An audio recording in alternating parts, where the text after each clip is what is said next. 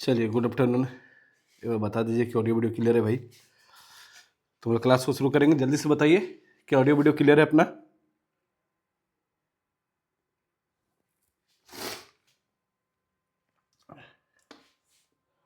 चलिए, आज हम लोग इंपॉर्टेंट टॉपिक करने जा रहे हैं। आज थ्योरी का स्ट्रेंथ ऑफ मटेरियल का अपना लास्ट लेक्चर है।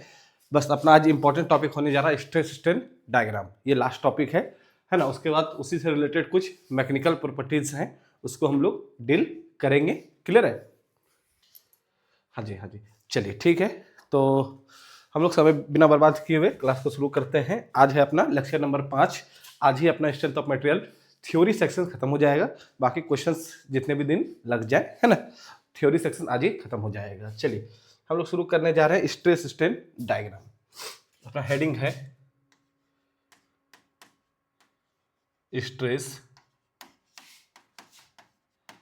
Strain diagram. चलिए, याद कीजिएगा, आपको हमने हुक्स लॉ बताया था कि हुक्स लॉ क्या होता है। कहता है कि हुक्स लॉ जो स्ट्रेस है वो डायरेक्टली प्रोपोर्शनल होता है किसके? स्ट्रेन के, है ना। जो मेरा स्ट्रेस है वो डायरेक्टली प्रोपोर्शनल होता है स्ट्रेन के। लेकिन कहाँ तक? याद कीजिएगा, हमने उस दिन बताया था कि आपको जो ये डेफिनेशन बता रहे हैं इसमें करेक्शन करेंगे। तो आज हम लोग उस डेफिनेशन को थोड़ा सा करेक्ट करेंगे, एक वर्ड को करेक्ट करेंगे, है ना। तो सबसे पहले स्ट्रेस डायग्राम है क्या चीज? ये जो है स्ट्रेस और स्ट्रेन के बीच रिलेशन को दिखाता है। स्ट्रेस और स्ट्रेन के बीच रिलेशन को दिखाता है ना। तो याद कीजिएगा कि सबसे पहले हुक्स लॉ में जो आपका हुक्स लॉ था, हुक्स लॉ भी आपको स्ट्रेस और स्ट्रेन के बीच रिलेशन दिखाता है ना। क्या था हुक्स लॉ? कहता है हुक्स लॉ कि स्ट्रेस जो है वो डायरेक्टली प्रोपोर्शनल होता है किसके? स्ट्रेन के। स्ट्रेस जो है डायरेक्टली प्रोपोर्शनल होता है किसके? स्ट्रेन के। प्रोपोर्शनल हटाते थे, कांस्टेंट आता है। क्या आता था? कांस्टेंट आता था। तो सिग्मा बराबर यहाँ पे यंग्स मॉडल्स ले लेते थे, है ना, और यहाँ पे फिर स्ट्रेन आता था। अब जरा ध्यान दीजिएगा, यदि हम इसको कंपेयर करें y बराबर mx से, है ना, मैथमेटिक्स में यदि आप लोग को मैथमेटिक्स का थोड़ा सा ज्ञान होगा तो आप लोग कंपेयर कर सकते हैं। तो देखिएगा y सिग्मा जो है y के जगह है, एप्सिलॉन जो है वो x के जगह है, मतलब स्ट्रेन जो है x के जगह है, और m के जगह क्या है? e है। m के जगह क्या है? e है। और इसी m को क्या बोलते हैं? स्लोप बोलते हैं, है ना। इसी m को क्या बोलते हैं हम लोग? स्लोप बोलते हैं। उस रेखा का क्या बोलते हैं? ढाल बोलते हैं। इसका मतलब यदि हम स्ट्रेस स्ट्रेन डायग्राम बनाएंगे तो स्ट्रेस जो है वो मेरा y एक्सिस पर आएगा, स्ट्रेन जो है वो मेरा कहाँ आएगा? x एक्सिस पर आएगा। और स्ट्रेस और स्ट्रेन का जो स्लोप होगा वो किसके बराबर होगा? यंग्स मॉडुलस के बराबर होगा। ठीक है, तो चलिए हम लोग डायग्राम को शुरू करते हैं। ध्यान दीजिएगा,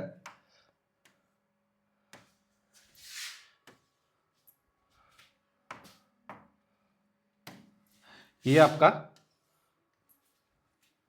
y एक्सिस है, ये आपका y एक्सिस है, और ये आपका x एक्सिस है। क्लियर है? अब y एक्सिस पे हम लोग क्या लेंगे? y एक्सिस पे हम लोग स्ट्रेस लेंगे। तो y एक्सिस पे हम लोग क्या लेंगे?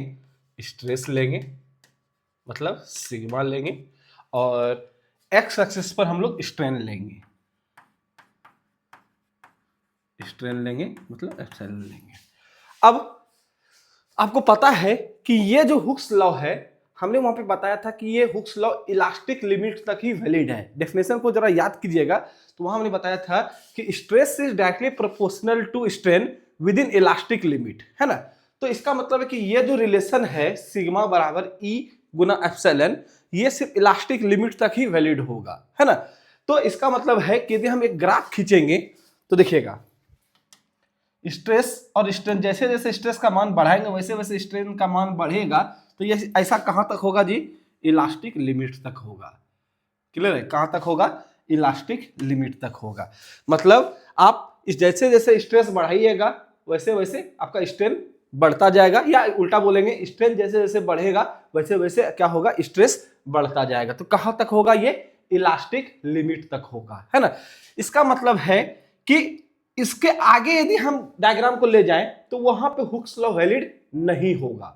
हुक्स लॉ वैलिड सिर्फ इसी रेंज तक होगा। यदि हम इसको ओ बोल रहे हैं, इसको यदि ए बोल रहे हैं, ठीक है, तो ओ से लेकर ए तक ही मेरा हुक्स लॉ क्या होगा, वैलिड होगा। ए के बाद मेरा हुक्स लॉ वैलिड नहीं होगा, ए के बाद मेरा हुक्स लॉ वैलिड नहीं होगा। क्लियर है। चलिए ध्यान दीजिएगा। अब ये ओ से लेकर जो ए तक का जो रीजन है ना। अच्छा चलिए एक सेकंड, पहले एक सिंपल सा पहले स्टेशन डायग्राम बना देते हैं। तो ओ से लेकर हुक्स लॉ वैलिड करेगा, उसके बाद कुछ इस तरह से डायग्राम आगे बढ़ जाएगा। क्लियर है, कुछ इस तरह से डायग्राम आगे बढ़ जाएगा। इसका मतलब है कि यदि हम इसको नाम दे दें ई, ठीक है, या बी ही नाम दे दीजिए, बी ही नाम दे देते हैं, ये मेरा क्या है, बी है। यहां पे जाके मटेरियल क्या कर जाएगा, फ्रैक्चर कर जाएगा। तो ये जो एक डायग्राम आप देख रहे हैं, यही है स्ट्रेस स्ट्रेन डायग्राम। किसका, तो ये डक्टाइल मटेरियल का है। ये किसका है, ये डक्टाइल मटेरियल का है। क्लियर है, डक्टाइल मटेरियल का है। ये जो आप बी पॉइंट पे हमने क्रॉस लगाया है, इसका मतलब है कि अब जाके मटेरियल जो है मेरा फ्रैक्चर कर गया, है ना। तो ये मेरा बी पॉइंट कौन सा है, यदि हम यहाँ पे लिख दें, बी जो है ये मेरा फ्रैक्चर पॉइंट है। बी मेरा क्या है, फ्रैक्चर पॉइंट है। क्लियर है, बी पे जाके मेरा मटेरियल क्या कर गया, फ्रैक्चर कर गया। और ओ से लेकर ए तक ये कौन सा रीजन है, ये इलास्टिक रीजन कहलाता है। ये जो रीजन आप देख रहे हैं ओ से लेकर ए तक, ये जो रीजन है ये मेरा है इलास्टिक रीजन, है ना। ये मेरा कौन सा रीजन है, इलास्टिक रीजन है। क्लियर है। और इसके आगे का जो रीजन आप देख रहे हैं यहाँ पे, ये मेरा प्लास्टिक रीजन है। ये मेरा कैसा रीजन है, प्लास्टिक रीजन है। क्लियर है, ये मेरा प्लास्टिक रीजन है।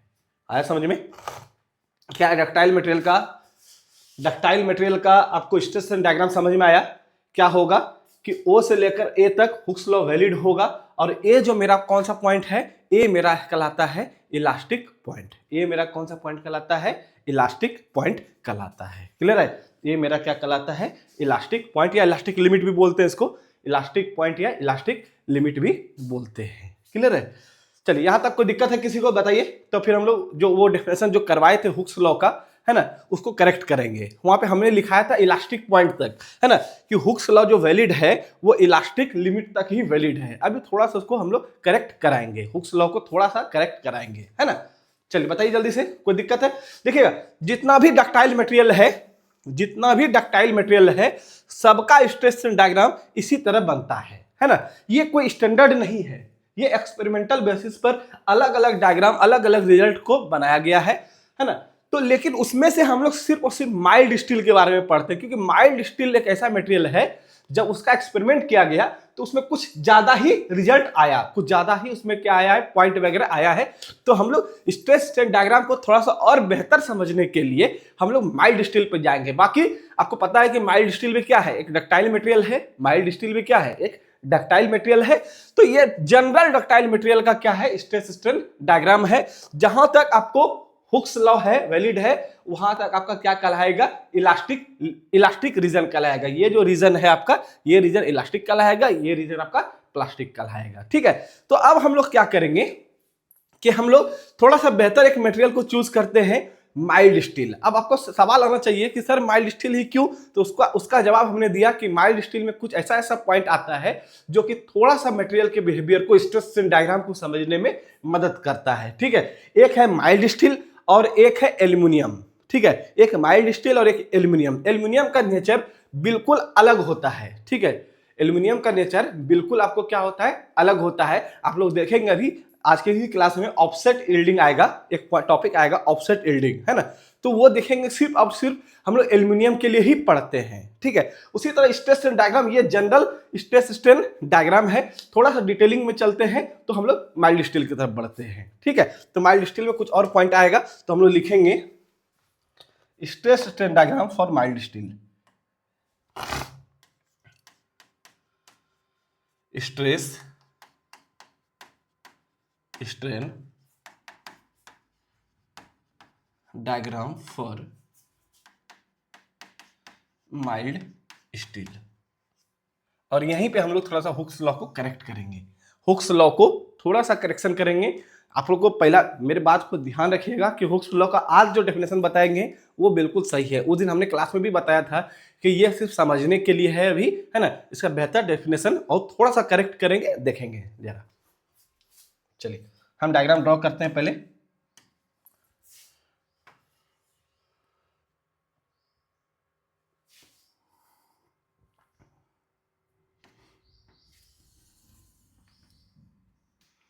तो इधर की तरफ आपका स्ट्रेस है, यहाँ आपका स्ट्रेन है, उसके बाद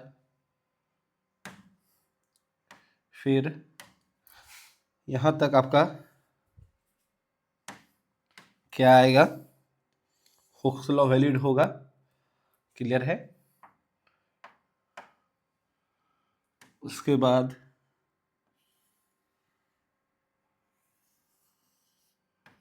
ये आपका माइल्ड स्टील का, ये जो डायग्राम आप देख रहे हैं ये आपका स्ट्रेन डायग्राम है माइल्ड स्टील का। क्लियर है। तो हमने बताया था कि माइल्ड स्टील में कुछ पॉइंट ऐसा होता है जो एक्स्ट्रा आपको अन्य डक्टाइल मटेरियल के अलावा दिखता है। चलिए थोड़ा सा नाम हम लोग यहाँ पे देते हैं, थोड़ा सा इसको नाम भी हम लोग अब यहाँ पे दे देते हैं। ये है आपका O, ये है आपका A, ये है B, ये है C, ये है D। ठीक है। उसके बाद ये है आपका E और इसको नाम देते हैं F। क्लियर है। यदि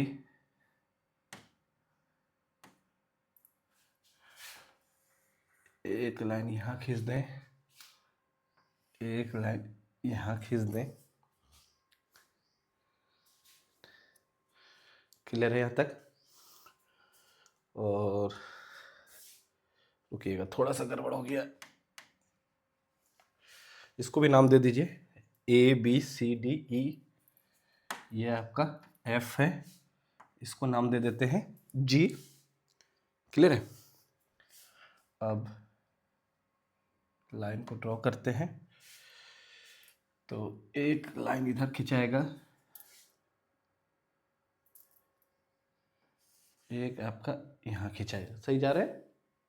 चलिए ठीक है। यहां से लेकर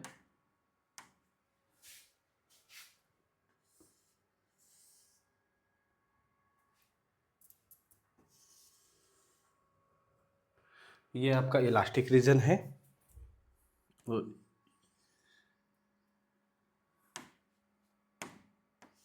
और ये आपका प्लास्टिक रीजन है।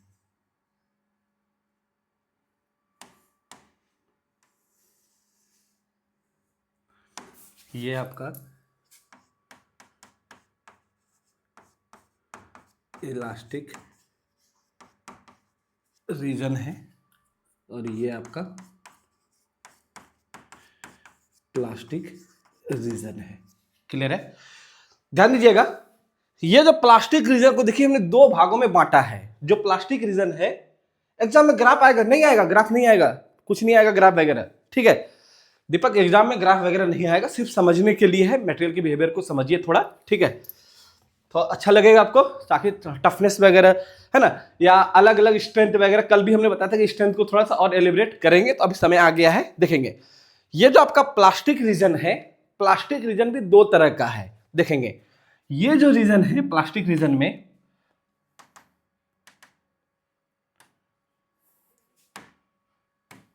प्लास्टिक रीजन में ये रीजन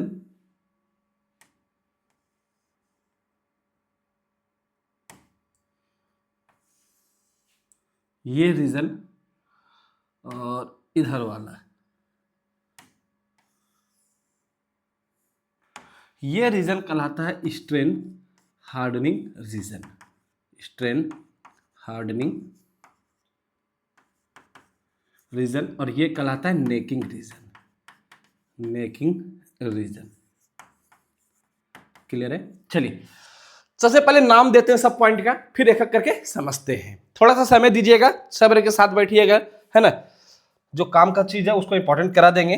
देखेंगे ए जो है, ए मेरा पॉइंट ए जो है ये मेरा कहलाता है प्रोपोर्शनल लिमिट, प्रोपोर्शनल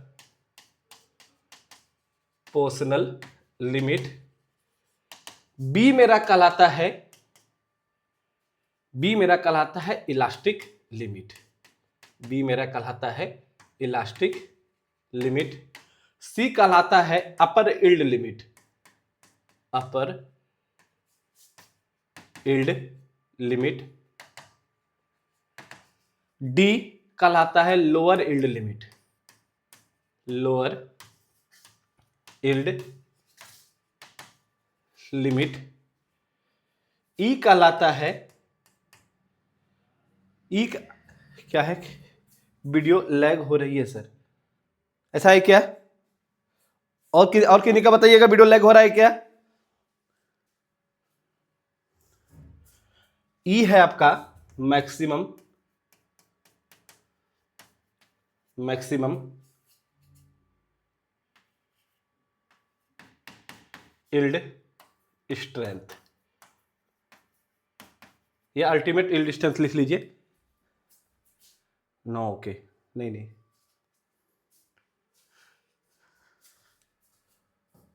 वीडियो सही है ना, सबको बता दीजिए एक बार। थोड़ा सब्र के साथ हम लोग बैठेंगे, ठीक है। थोड़ा सा ये टॉपिक कल से अपना थ्योरेटिकल टॉपिक ज्यादा चल रहा है ना। बस अपना 10-15 मिनट का है, इसको निपटा के फिर हम लोग क्वेश्चन, आज तो क्वेश्चन होंगे नहीं, ठीक है, अगले दिन क्वेश्चन करेंगे, है ना। चलिए देखेंगे maximum tensile strength, tensile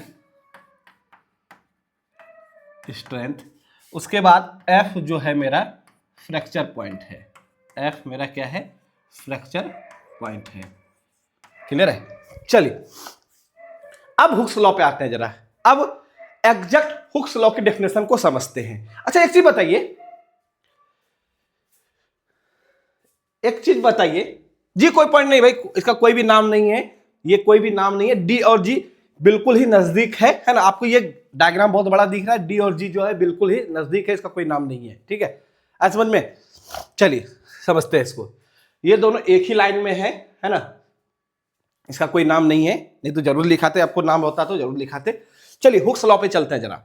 Hooke's law के डेफिनेशन को लिखाते हैं, उसको करेक्ट करते हैं जरा, ठीक है। फिर से अकॉर्डिंग टू जो हमने पहले डेफिनेशन लिखाया था उसको समझते हैं। According to Hooke's law, stress is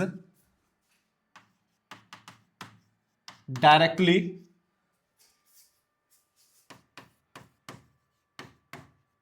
proportional to corresponding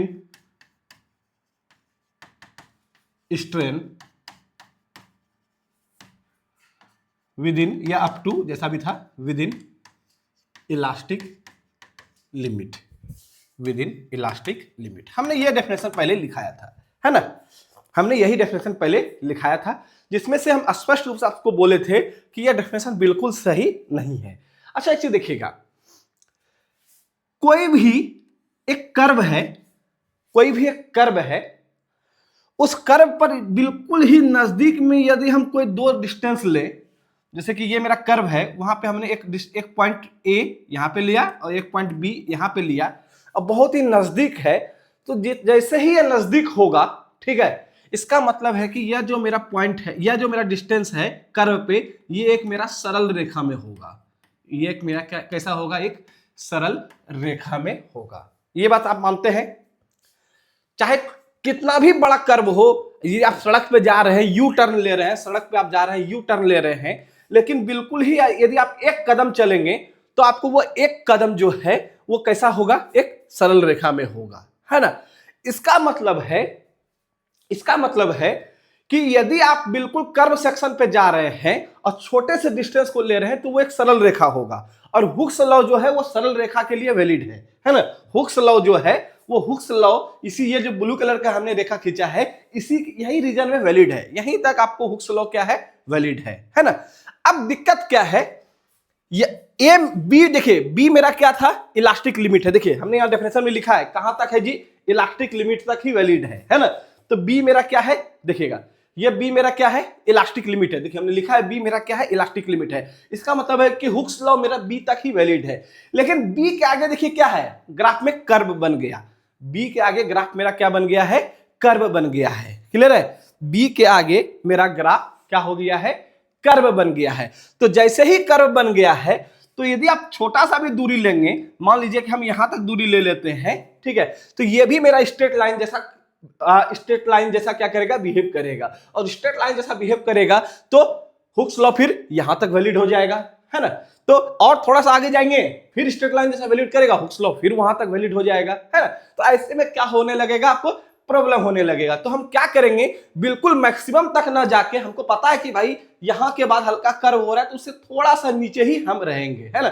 इसीलिए हम लोग हुक्स लॉ को जो है वो सिर्फ ए तक ही वैलिड मानते हैं, है ना। क्योंकि बी के आगे यदि हम बढ़ते हैं तो हर कर्व भी क्या होता है, एक छोटे से सेक्शन के लिए स्ट्रेट लाइन हो जाता है, जबकि हम चाहते हैं कि ऐसा ना हो। इसीलिए बी तक ना जाके बी से थोड़ा सा कहां चले जाते हैं, नीचे ही चले जाते हैं हम। बी तक तो कंफर्म स्ट्रेट लाइन है, इसका तो नीचे तो और भी कंफर्म स्ट्रेट लाइन होगा। लेकिन यदि बी तक पहुंचते हैं, या आप एक तरह से ये भी समझ सकते हैं कि ये बी पॉइंट को पता करने में बहुत प्रॉब्लम होगा।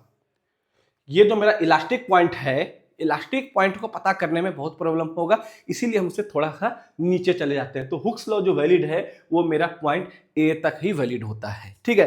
तो एक पॉइंट कौन सा है जी, प्रोपोर्शनल लिमिट है। तो हम डेफिनेशन को सही करेंगे और यहां पे लिखेंगे, ठीक है, इतना सा को काट कर, विद इन इलास्टिक लिमिट को काट कर हम लोग लिखेंगे up to proportional limit, up to proportional limit. Clear है सबको। तो आपसे ये क्वेश्चन डायरेक्ट आपके एग्जाम में पूछेगा ऑब्जेक्टिव में, ये हुक्स लॉ कहां तक वैलिड है। तो ऑप्शन में आपको रहेगा इलास्टिक लिमिट भी रहेगा और प्रोपोर्शनल लिमिट भी रहेगा। तो आपको प्रोपोर्शनल लिमिट पे टिक मारना है। ये आपके लिए बहुत ही इंपॉर्टेंट है भाई, तो ये आपके लिए बहुत ही इंपॉर्टेंट है।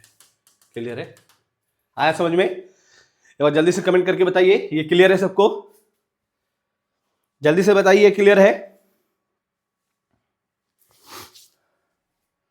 चलिए, तो जो आपका प्रोपोर्शनल लिमिट है, ठीक है, प्रोपोर्शनल लिमिट के पहले तक आपको क्या रहता है, इलास्टिक रीजन रहता है। क्लियर है, क्या रहता है, इलास्टिक रीजन रहता है। तो हमने देखिएगा ये पूरा डायग्राम बहुत बड़ा दिख रहा है आपको, लेकिन ये बिल्कुल ही नजदीक नजदीक है। ये सी डी जी ये सारा पॉइंट क्या है, बहुत ही नजदीक नजदीक है, ठीक है।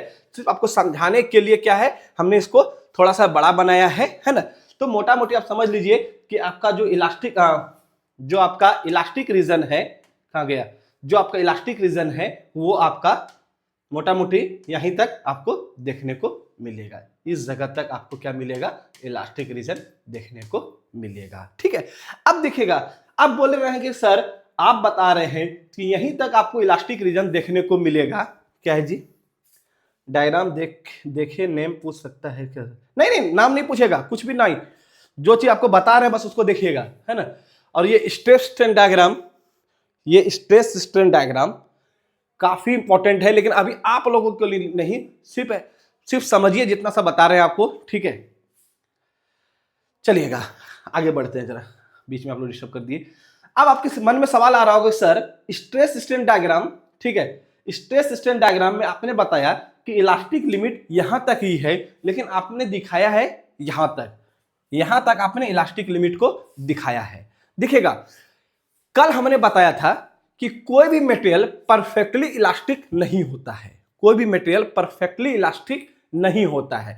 इसका मतलब है कि इलास्टिक पॉइंट के बाद उसमें कुछ ना कुछ परमानेंट डिफॉर्मेशन होगा या अभी शुरू होने वाला होगा। इसका मतलब है कि पॉइंट ए के बाद, इस पॉइंट के बाद अभी प्लास्टिक डिफॉर्मेशन परमानेंट नहीं हुआ है, जस्ट अभी शुरू हुआ है, जस्ट परमानेंट डिफॉर्मेशन अभी शुरू हुआ है, ठीक है। तो ये जो बी से लेकर जी तक का रीजन है ना, यहां पे अभी परमानेंट डिफॉर्मेशन कंफर्म नहीं हुआ है, लेकिन अब क्या हो गया, शुरू हुआ है, जस्ट अब शुरू होने वाला है, ठीक है। इसीलिए हमने यहां से लेकर यहां तक को हमने क्या बताया, इलास्टिक रीजन बताया है। क्लियर है, यहां से लेकर यहां तक को हमने क्या बताया, इलास्टिक रीजन बताया है। इसका मतलब है कि ये जो रीजन आप देख रहे हैं अभी ये क्या कहते हैं, अभी ये इसमें परमानेंट डिफॉर्मेशन नहीं हुआ है, बस शुरू हुआ है। प्लास्टिक रीजन इसमें क्या हुआ है, शुरू हुआ है ना। तो इसको प्योरली प्लास्टिक रीजन नहीं बोलेंगे, इसलिए हमने प्लास्टिक रीजन को इस पॉइंट के बाद लिया है ना। यहां पे क्या हुआ है, जस्ट अभी शुरू होने वाला है, ठीक है। या क्या कहते हैं, कल हमने जैसे बताया था, सबसे बेस्ट एग्जांपल कल ही हमने बोला था क्या, कि कोई मटेरियल प्योरली इलास्टिक नहीं होता है। आपको लगता होगा कि पॉइंट ए तक ही मटेरियल मेरा क्या रहता है, शो करता है इलास्टिक बिहेवियर, लेकिन ऐसा नहीं है, थोड़ा सा वो आगे जाएगा ही जाएगा। तो ये जो थोड़ा सा आगे गया है वो ए से लेकर जी तक का है। क्लियर है, इलास्टिक प्लास्टिक रीजन रिपीट कीजिए, ठीक है। चलिए देखेंगे, जहां तक कोई मटेरियल अपने अपने ओरिजिनल पोजीशन पर वापस आ जाता है उसको इलास्टिक रीजन बोलते हैं, और उसके बाद यदि परमानेंट डिफॉर्मेशन हो जाए, मतलब उसका लेंथ बढ़ गया तो बढ़ा ही रह जाए, उसको हम लोग प्लास्टिक रीजन बोलते हैं, या प्लास्टिसिटी बोलते हैं, प्लास्टिक बॉडी बोलते हैं, प्लास्टिक रीजन में चला जाएगा। डायग्राम की बात करेंगे तो प्लास्टिक रीजन में चला जाएगा। क्लियर है, तो यहां ओ से लेकर ए तक प्योरली आपको क्या होगा, इलास्टिक होगा, है ना। यहां से ए तक आपको क्या होगा, इलास्टिक होगा। तो फिर भी हमने ये बोला कि इसके आगे भी थोड़ा सा इलास्टिक रीजन होगा, ठीक है। क्यों, क्योंकि यहां पर आपको परमानेंट डिफॉर्मेशन जस्ट शुरू होने वाला है। यहां भी आपको लोड को रिमूव करेंगे तो अपने ओरिजिनल पोजीशन पर ये वापस आ जाएगा। क्लियर है, चलिए यहां तक तो कोई दिक्कत नहीं होना चाहिए, ठीक है। चलिए थोड़ा सा लिखाते हैं इसके बारे में, स्ट्रेस डायग्राम के बारे में थोड़ा सा और लिखाते हैं। A B C D F clear है सबको। चलिए तो सबसे पहले पॉइंट ए की बात कर लेते हैं। जो आपका पॉइंट ए था, पॉइंट ए क्या है जी, मेरा प्रोपोर्शनल लिमिट है, प्रोपोर्शनल लिमिट है।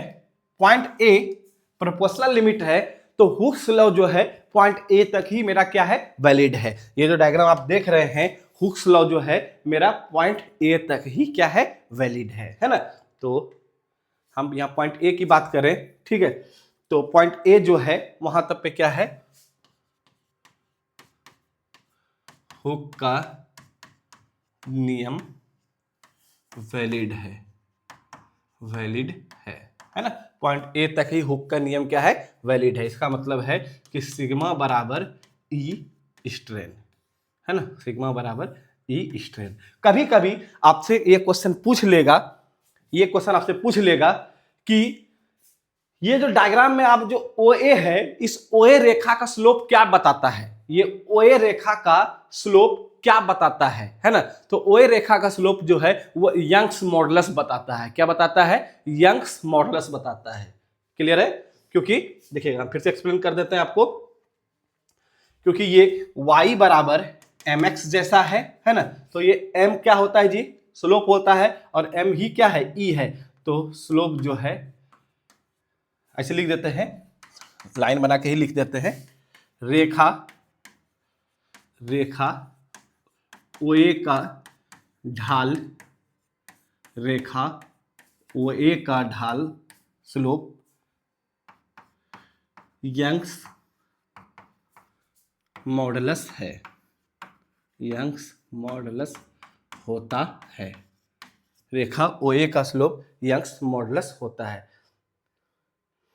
देखिएगा सबसे पहला चीज बार बार आप लोग फिर से बता देते हैं कि हम लोग माइल्ड स्टील इसीलिए पढ़ रहे हैं। देखिएगा हमने यहाँ भी स्ट्रेस स्ट्रेन डायग्राम पढ़ा, देखिएगा यहाँ भी स्ट्रेस स्ट्रेन डायग्राम पढ़ा। ये जनरली सभी मटेरियल के लिए है, सभी मटेरियल का स्ट्रेस स्ट्रेन डायग्राम ऐसा ही होता है, लेकिन माइल्ड स्टील में थोड़ा सा ज़्यादा चेंजिंग होता है ना। तो जैसे कि माइल्ड स्टील देखिएगा दोनों सेम डायग्राम है, ये डायग्राम और ये डायग्राम दोनों सेम डायग्राम है, लेकिन देखिएगा माइल्ड स्टील में बाकी सब डायग्राम में क्या था, यहीं से ये मटेरियल ऐसा उठ गया था, है ना।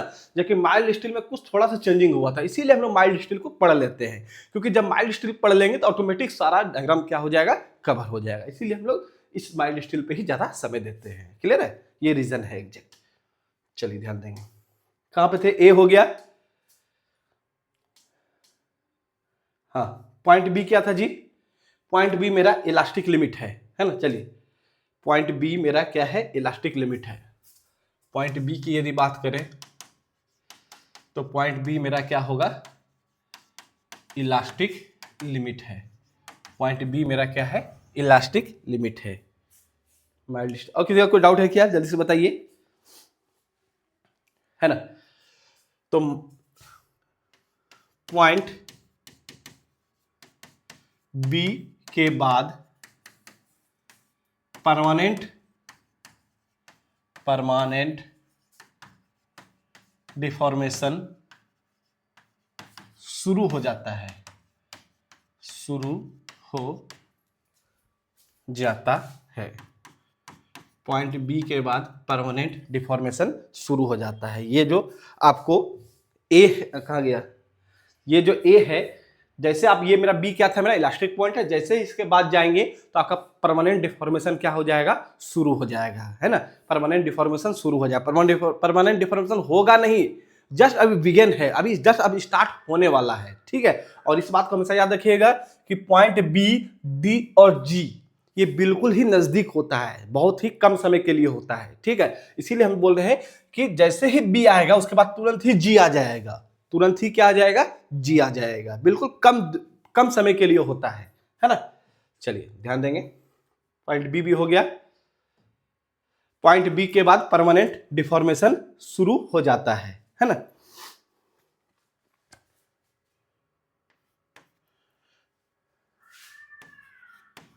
इसके बाद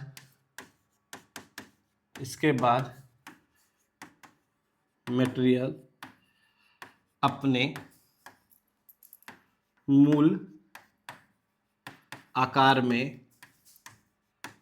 वापस नहीं आती है, वापस नहीं आती है ना। इसके बाद पॉइंट बी के बाद अपने ओरिजिनल पोजीशन पे वापस नहीं आएगा, है ना।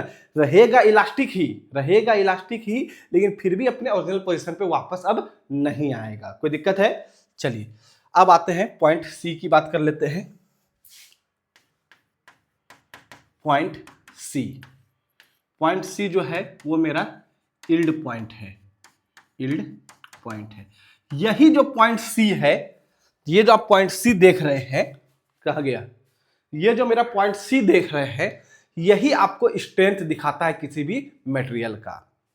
पॉइंट सी ही दिखाता है मेरा क्या, स्ट्रेंथ, ठीक है। क्या है जी कमेंट, पॉइंट डी वो जी का क्या नाम है, कहां है जी, डी का नाम लोअर यील्ड पॉइंट है जी, डी का नाम लोअर यील्ड पॉइंट है, जी का कोई नाम नहीं है, ठीक है।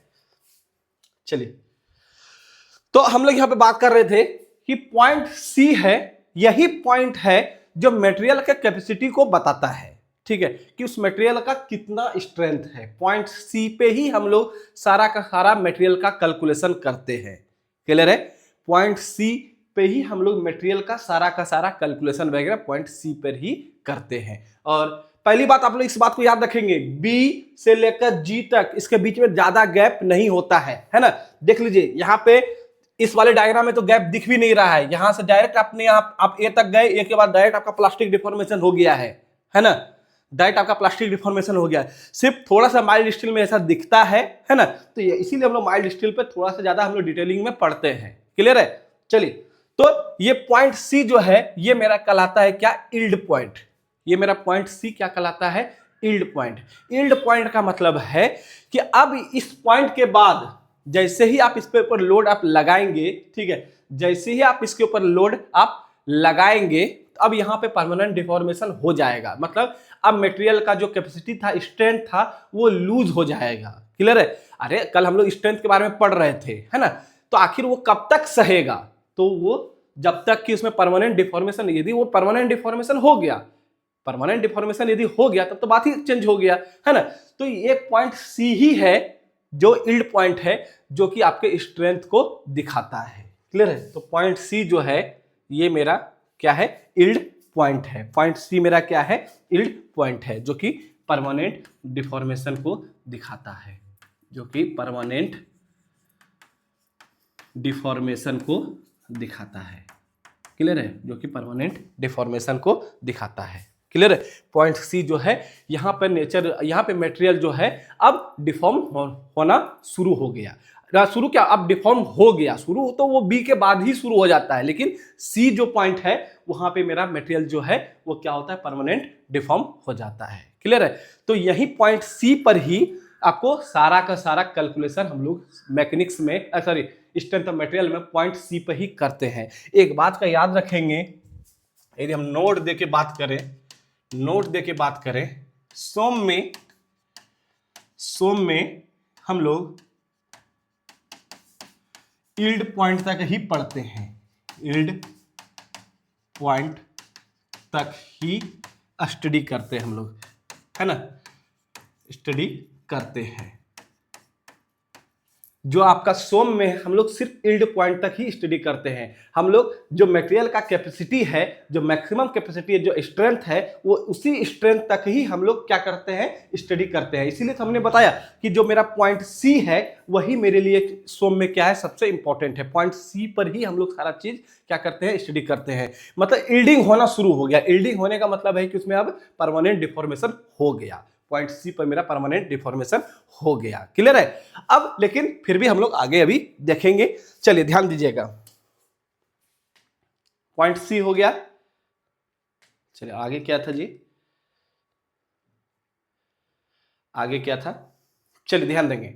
अब बात करते हैं, देखिएगा ये जो रीजन है जी के बाद देखिएगा, ग्राफ देखिएगा ऊपर की तरफ गया है, ऊपर की तरफ गया है। इसका मतलब है कि यहां पर मेरा स्ट्रेस क्या होगा है, ज्यादा है। स्ट्रेस क्या है मेरा, ज्यादा है। और इसीलिए तो इसको हम लोग क्या बोले हैं, स्ट्रेन हार्डनिंग बोले हैं। क्या बोले हैं, स्ट्रेन हार्डनिंग रीजन बोले हैं। जरा समझिएगा, ये बेहतरीन कॉन्सेप्ट आपको बताने जा रहे हैं। आप भी बोलिएगा कि सर ये पहली बार हमको पता चला। समझिएगा जरा, आप लोग स्ट्रेन हार्डनिंग आपको पटेल सर पढ़ाए हुए हैं डिटेलिंग में। आपको जो सब्जेक्ट सर पढ़ा रहे थे वहां पे स्ट्रेन हार्डनिंग के बारे में बताए। हम छोटा सा इंट्रोडक्शन उठाते हैं स्ट्रेन हार्डनिंग का। समझिएगा, मान लीजिए कि 100 mm का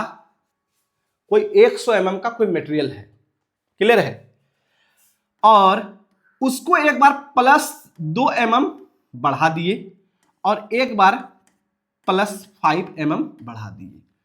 दो मटेरियल है 100 mm का, एक मटेरियल को 2 mm बढ़ाए, एक मटेरियल को 105 mm बढ़ाए, +5 mm बढ़ाए मतलब कैसे बढ़ाए होंगे, उसके ऊपर फोर्स लगाए होंगे तो मटेरियल की लंबाई क्या हो गया होगा, बढ़ गया होगा। इसका मतलब है कि पहला मटेरियल जो है वो 102 mm का हो गया और ये मटेरियल जो है 105 mm का हो गया। क्लियर है। सेकेंड मटेरियल 105 mm का हो गया। अब सवाल यह है कि मान लीजिए कि अब हम एक 100 mm का मटेरियल फिर से लिए और ये जो 105 mm का मटेरियल था, 105 mm का मटेरियल था, एक मटेरियल 100 mm का और दूसरा मटेरियल 105 mm का। इस दोनों पर हम +2 mm और बढ़ाना चाहते हैं। इस दोनों पर +2 mm और बढ़ाना चाहते हैं। समझिएगा केस क्या है, या इसको आप छोड़ भी दीजिए, हटाइए इसको। एक मटेरियल था 100 mm का, उसको पहले हम लोग 5 mm उसका लंबाई बढ़ा दिए। ठीक है, अब 105 mm हो गया। अब मेरे पास हमने क्या किया कि एक नया मटेरियल 100 mm का और लाया और जो 105 हो गया था उसको भी लाया, दोनों को आमने सामने लाए। अब दोनों को +2 mm बढ़ाना चाह रहे हैं। तो बताइए इस दोनों में से पहला वाले और दूसरे वाले में किसमें ज्यादा स्ट्रेस लगेगा, पहले वाले में या दूसरे वाले में? बताइए जल्दी से। क्वेश्चन आया समझ में मेरा? क्या मेरा क्वेश्चन समझ में आया आपको? क्या हम बोले कि 100 mm का एक मटेरियल था, उसके ऊपर हमने फोर्स लगाकर उसके लंबाई को बढ़ाकर 105 mm कर दिया।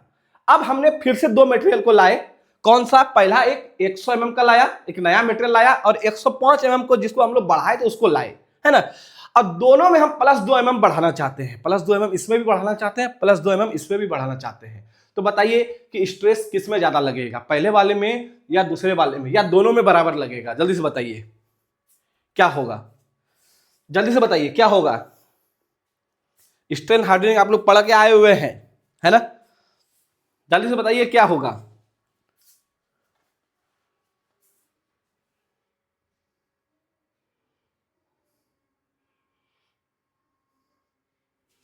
चलिए, आप लोग कमेंट नहीं आ रहा है, क्या हो गया, सब लोग शांत काहे हो गए जी? सब शांत क्यों हो गए? किस में ज्यादा होगा, जल्दी से बताइए। चलिए, जो आपका 105 mm का है इसमें स्ट्रेस ज्यादा लगेगा। ठीक है, क्यों ज्यादा लगेगा? क्योंकि आप पहले से 105 से 100 से उसको 5 mm उसको पहले से ही क्या किए हैं, बढ़ा चुके हैं, है ना। इसका मतलब है कि आप इसको स्ट्रेन हार्डनिंग कर चुके हैं, है ना। इसको आप क्या कर चुके हैं, स्ट्रेन हार्डनिंग कर चुके हैं, है ना। जबकि ये बिल्कुल ही नया मटेरियल है, 100 mm का नया मटेरियल है। यदि आप दोनों में आप यदि +2 mm बढ़ा रहे हैं तो स्ट्रेन हार्डनिंग किए गए मटेरियल में आपको स्ट्रेस क्या लगेगा, ज्यादा लगेगा। स्ट्रेस क्या लगेगा, ज्यादा लगेगा। तो यही रीजन है कि जो आपका स्ट्रेन हार्डनिंग रीजन है, स्ट्रेन हार्डनिंग रीजन में स्ट्रेस का मान ज्यादा होता है। तो देखेंगे डायग्राम पे, आप कहाँ गया स्ट्रेन डायग्राम का, देखेंगे यहाँ जो जी से लेकर ई तक जो मेरा स्ट्रेन हार्डनिंग रीजन है, जी से लेकर ई तक जो मेरा स्ट्रेन हार्डनिंग रीजन है, देखिए ये ग्राफ कहाँ है, ऊपर की तरफ जा रहा है। ऊपर की तरफ जा रहा है मतलब यहाँ पे स्ट्रेस क्या है मेरा, ज्यादा है, क्योंकि ये क्या है मेरा एक स्ट्रेन हार्डनिंग रीजन है। ठीक है, अब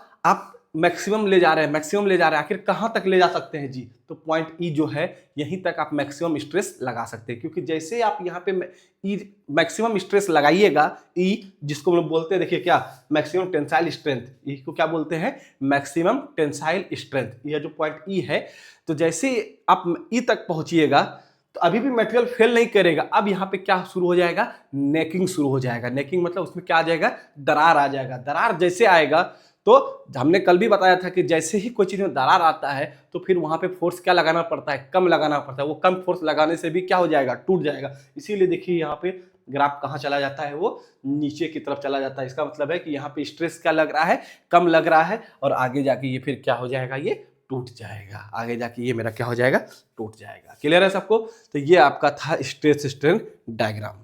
क्लियर है? ये था आपका स्ट्रेस स्ट्रेन डायग्राम। कोई दिक्कत है क्या इसमें, बताइए जल्दी से। चलिए, नोट देके लिखेंगे, एक लाइन और नोट देके लिखेंगे। यदि यदि total deformation greater than equal to 5% है तो वो डक्टाइल मटेरियल होता है। वो कैसा होता है, डक्टाइल मटेरियल होता है। और यदि टोटल डिफॉर्मेशन लेस देन 5% है तो वो ब्रिटल मटेरियल होता है। वो आपका ब्रिटल मटेरियल होता है। क्लियर है? वो आपका क्या होता है, ब्रिटल मटेरियल होता है। कोई दिक्कत इसमें? चलिए, यहां तक कोई दिक्कत है तो बताइए जल्दी से, तो हम लोग आगे बढ़ेंगे। हम लोग आगे बढ़ेंगे, चलिए ध्यान देंगे। अब थोड़ा सा पहले बात कर लेते हैं एल्युमिनियम का, थोड़ा सा बात कर लेते हैं हम लोग एल्युमिनियम का। ध्यान देंगे, एल्युमिनियम बिल्कुल ही अलग तरह का मटेरियल है। उसका बहुत सारा मैकेनिकल प्रॉपर्टीज बाकी से क्या होता है, अलग होता है। जब समझेंगे, अब हम लोग बात करते हैं एल्युमिनियम का, तो जनरल केस ही लेंगे क्योंकि ये माइल्ड स्टील में ही हम लोग सिर्फ डिटेलिंग में पढ़ते हैं, है ना। ध्यान देंगे,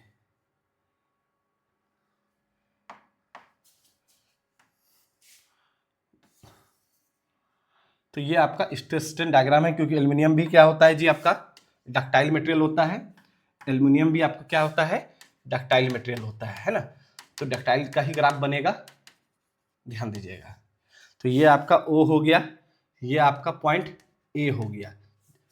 अब देखिएगा, यह जो हम लोग ने बात किया था कि सोम में हम लोग जो भी स्टडी करते हैं, सोम में हम लोग जो भी स्टडी करते हैं, वीडियो फंस क्यों रहा है भाई, वीडियो लैग कर रहा है ना। देखिएगा, सोम में हम लोग जो भी स्टडी करते हैं वो हम लोग इल्ड पॉइंट पर करते हैं। कहां करते हैं, इल्ड पॉइंट पर। अब एल्युमिनियम में, वीडियो लैग कर रहा है क्या, एक बार बताइए तो जरा।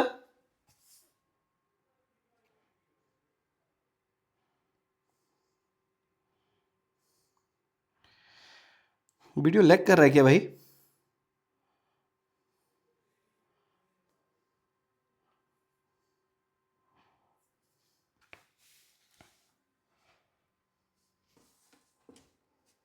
चलिए, तो सोम में हम लोग जो भी स्टडी करते हैं मटेरियल का, वो हम लोग यील्ड पॉइंट पर करते हैं।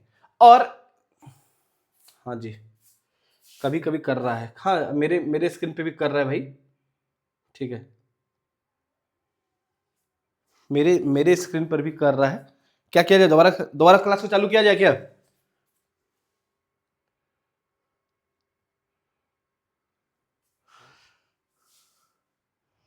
एक तो हम इंटरनेट से परेशान है भाई यहाँ पे।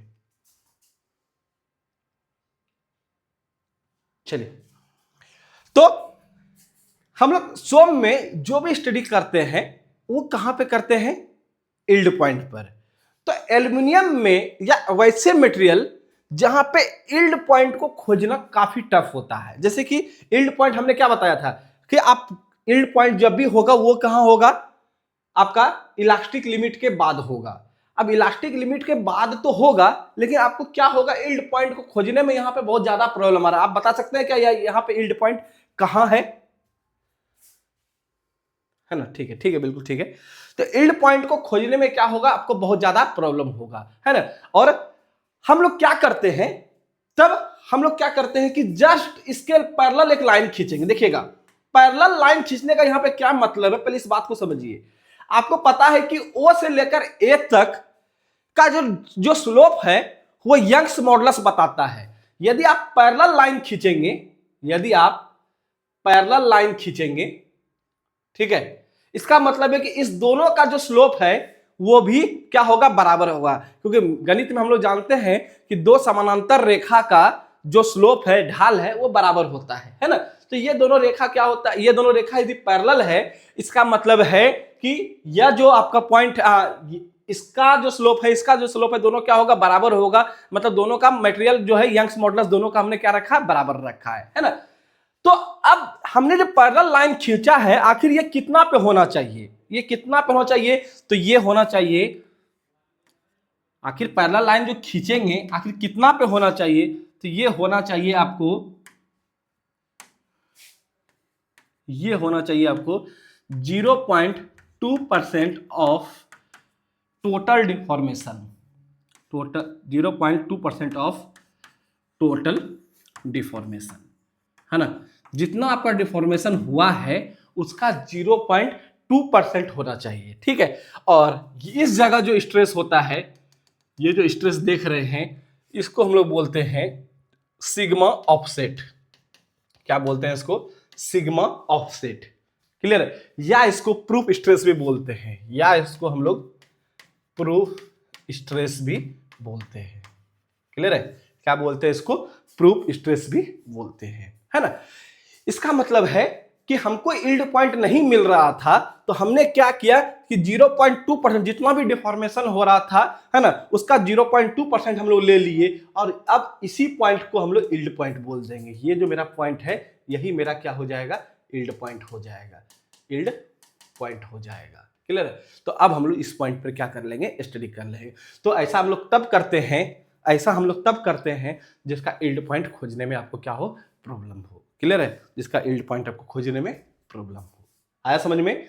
तो कभी कभी आपसे पूछ लेता है कि प्रूफ स्ट्रेस का वैल्यू कितना होता है, स्ट्रेन के किस मान के लिए होता है, तो आप याद रखेंगे कि 0.2% ऑफ टोटल डिफॉर्मेशन के लिए। क्लियर है? 0.2% ऑफ टोटल डिफॉर्मेशन के लिए। क्लियर है? यहां तक किसी को कोई प्रॉब्लम है तो बताइए एक बार जल्दी से। तो ये आपका स्ट्रेस स्ट्रेन डायग्राम था। अब हम लोग आगे बढ़ेंगे मटेरियल प्रॉपर्टीज की तरफ। अब हम लोग मटेरियल प्रॉपर्टीज की तरफ बढ़ेंगे, क्योंकि बिना इसके मटेरियल प्रॉपर्टीज का आगे वाला जो टफनेस था, टफनेस, रेजिलियंस, है ना, ये सारा चीज अब हम लोग यहां से समझेंगे। कोई दिक्कत है इसमें? जल्दी से बताइए, तो हम लोग आगे बढ़ेंगे अब।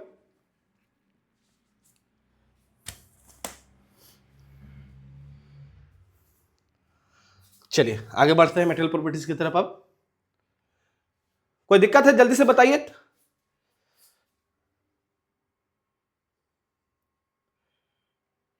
कोई प्रॉब्लम? यील्ड पॉइंट मैक्सिमम वाला नहीं होता है क्या? सर क्या पूछ रहे हैं गुरुसेवक?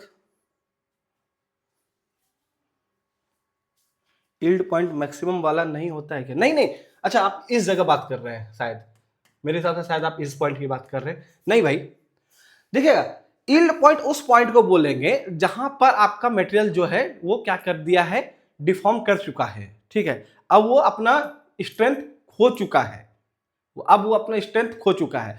जब कोई आदमी अपना स्ट्रेंथ खोएगा, आप रियल लाइफ में सोचिए कि आखिर दो ही कंडीशन होगा। पहले उसको सहने की शक्ति है, जब तक सह ले तो ओ से लेकर ए तक वो सहेगा, है ना। एक ऐसा पॉइंट आएगा जब आप वो अपना स्ट्रेंथ खो चुका होगा, मतलब अब उसमें परमानेंट डिफॉर्मेशन हो गया, वो पॉइंट है बी, वो यील्ड पॉइंट है, वो उसमें परमानेंट डिफॉर्मेशन हो गया, यील्डिंग हो गया, है ना।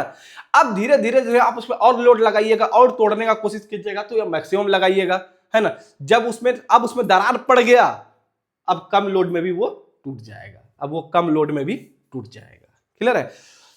कल भी तो हमने क्वेश्चन किया था कि कोई भी ऑब्जेक्ट पर यदि आप मैक्सिमम लोड लगाते हैं तो क्या वहां पे वो टूट जाएगा? ऐसा जरूरी नहीं है। वहां पर यहां पर आपको क्या होगा, यहां के बाद से नेकिंग शुरू होगा, है ना। अब इसके बाद का ये जो रीजन होता है, ये आपका नेकिंग रीजन होता है। क्लियर है? नेकिंग रीजन होता है। क्लियर है सबको? तो हम लोग स्वयं में जो भी बात करते हैं, जो भी क्वेश्चन वगैरह सॉल्व, न्यूमेरिकल वगैरह सॉल्व करते हैं, वो सारा कहां तक हम लोग सॉल्व करते हैं? यील्ड पॉइंट तक ही सॉल्व करते हैं। क्लियर है? यील्ड पॉइंट तक ही हम लोग सॉल्व करते हैं। चलिए थोड़ा सा और स्टेशन डायग्राम को देख लेते हैं, तब थोड़ा सा स्टेशन डायग्राम को और देख लेते हैं स्टैंडर्ड। ये आपके लिए इंपॉर्टेंट है, पूछ सकता है आपके एग्जाम में, ये आपके एग्जाम में पूछ सकता है, ठीक है। देखेंगे पहला नंबर, स्टेशन डायग्राम जो है वो रिजिड मटेरियल का बनाते हैं। देखिएगा, रिजिड मटेरियल, रिजिड मटेरियल का। किसी को पता है क्या रिजिड मटेरियल क्या होता है? किसी को पता है क्या रिजिड मटेरियल क्या होता है? ठीक है, रिजिड मटेरियल हम लोग परफेक्टली सॉलिड को बोलते हैं। जो परफेक्ट सॉलिड होता है, जो परफेक्ट सॉलिड होता है, उसी को हम लोग रिजिड मटेरियल बोलते हैं। रिजिड मटेरियल याद कीजिए, मैकेनिक्स में हम लोग पढ़े थे कि वैसा मटेरियल जिसके ऊपर फोर्स लगाने के बाद उसमें किसी तरह का डिफॉर्मेशन ना आए, उसमें किसी भी प्रकार का चेंजिंग ना आए, उसको रिजिड मटेरियल बोलते हैं। बोलिए हाँ या ना? रिवीजन हुआ मैकेनिक्स में, यही बताए थे। इसका मतलब है कि रिजिड मटेरियल जो है परफेक्टली सॉलिड होता है ना, परफेक्टली सॉलिड होता है और इसमें नो डिफॉर्मेशन होता है, कोई भी डिफॉर्मेशन इसके अंदर नहीं होता है, कोई भी डिफॉर्मेशन इसके अंदर नहीं होता है। इसका मतलब है कि इसमें लेंथ जो है चेंज नहीं होगा। इसका मतलब है कि डेल्टा एल जो है वो जीरो होगा। इसका मतलब है कि डेल्टा एल जो है रिजिड मटेरियल का क्या होगा? जीरो होगा। डेल्टा एल जीरो होगा, इसका मतलब है कि स्ट्रेंथ की यदि बात करें तो change in length bye original length, delta L zero है, इसका मतलब है कि स्ट्रेन भी क्या होगा? जीरो होगा। स्ट्रेन भी क्या होगा? जीरो होगा। इसका मतलब है कि रिजिड मटेरियल में आपका स्ट्रेन नहीं होता है। रिजिड मटेरियल में आपका स्ट्रेन नहीं होता है। तो यदि हम इसका ग्राफ बनाएं, स्ट्रेस स्ट्रेन डायग्राम बनाएं रिजिड मटेरियल का, तो इधर की तरफ स्ट्रेस आएगा, इधर की तरफ स्ट्रेन आएगा, है ना। स्ट्रेन का वैल्यू कितना है जी? जीरो। स्ट्रेन का वैल्यू जीरो। स्ट्रेन का वैल्यू जीरो कहाँ होता है जी? वाई एक्सिस पर होता है ना। तो स्ट्रेन का वैल्यू जीरो कहाँ होता है? वाई एक्सिस पर होता है। तो ये आपका डायग्राम, ये आपका स्ट्रेस स्ट्रेन डायग्राम जो देख रहे हैं ग्रीन कलर से, यही है आपका रिजिड मटेरियल का। ये जो है किसका है? रिजिड मटेरियल का है। क्लियर है? रिजिड मटेरियल का है। इसका मतलब है, देखिए ये जो डायग्राम बनाए हैं, यहाँ पे स्ट्रेन क्या है? जीरो है। स्ट्रेन क्या है? जीरो है। समझ में आया ये? तो आपसे पूछ सकता है ऑप्शन में, ठीक है, कि पहचानिए कि रिजिड मटेरियल का कौन सा स्ट्रेस स्ट्रेन डायग्राम है। 4 डायग्राम दे देगा, जिसमें से आपको जो भी सही लगे आप मार लीजिएगा। आया समझ में ये? जल्दी बोलिए, ये चीज आया समझ में? चलिए आगे बढ़ते हैं। दूसरा, ब्रिटल मटेरियल की बात कर लेते हैं। ब्रिटल मटेरियल का, रिजिड मटेरियल क्लियर है। दूसरा ब्रिटल मटेरियल की बात कर लेते हैं। देखेंगे जो आपका ब्रिटल मटेरियल है, ब्रिटल मटेरियल में प्लास्टिक रीजन नहीं होता है, प्लास्टिक रीजन नहीं होता है ना। ये स्ट्रेन है, ये स्ट्रेस है। ब्रिटल मटेरियल में प्लास्टिक रीजन नहीं होता है, वो इलास्टिक रीजन तक ही रहेगा, है ना। तो ये आपका हो गया ब्रिटल मटेरियल का। ये आपका जो डायग्राम देख रहे हैं ये आपका हो गया किसका, ब्रिटल मटेरियल का, ठीक है। तो ओ से लेकर सिर्फ ए तक होगा। लेकिन देखिएगा कोई भी बॉडी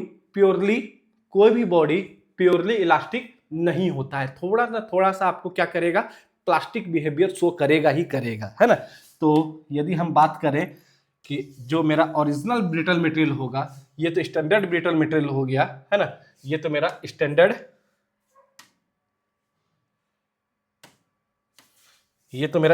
ब्रिटल मटेरियल हो गया, है ना, ये मेरा स्टैंडर्ड ब्रिटल मटेरियल हो गया, है ना। लेकिन यदि कोई जो जनरल ब्रिटल मटेरियल की बात करते हैं तो उसमें कुछ ना कुछ प्लास्टिक रीजन होगा ही होगा, थोड़ा ना थोड़ा सा प्लास्टिक रीजन होगा ही होगा। तो इसका मतलब है कि ये आइडियल ब्रिटल मटेरियल है, आइडियल ब्रिटल मटेरियल है ना, आइडियल ब्रिटल मटेरियल है। ऐसा मटेरियल आपको नहीं मिलेगा, ऐसा मटेरियल आपको कभी नहीं मिलेगा। और ये आपको क्या है, ब्रिटल मटेरियल है, ये आपका क्या है, ब्रिटल मटेरियल है। क्लियर है, कोई दिक्कत इसमें?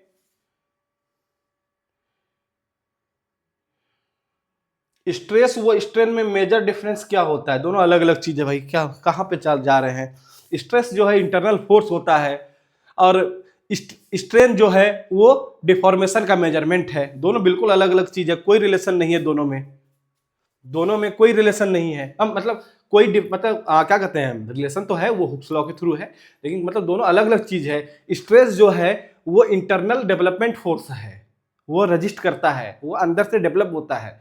और जबकि स्ट्रेन जो है वो मेजरमेंट है कि कितना लेंथ में चेंजिंग आया है ना। चलिए ये आपको समझ में आया, ये पहले बताइए जल्दी से।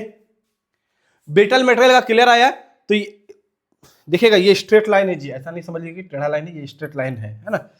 तो ब्रिटल मटेरियल क्लियर है, इसमें प्लास्टिक डिफॉर्मेशन नहीं होता है, लेकिन आइडियल मटेरियल में। लेकिन हमने कल बताया था कोई भी मटेरियल प्योरली इलास्टिक नहीं होता, कुछ ना कुछ इसमें प्लास्टिक नेचर होगा ही होगा, इसीलिए ये थोड़ा सा प्लास्टिक चला गया। कोई दिक्कत इसमें?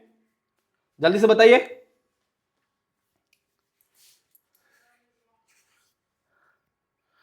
चलिए अगला है तीसरा नंबर है लीनियर इलास्टिक और चौथा है नॉन लीनियर इलास्टिक। समझिएगा, इलास्टिक मटेरियल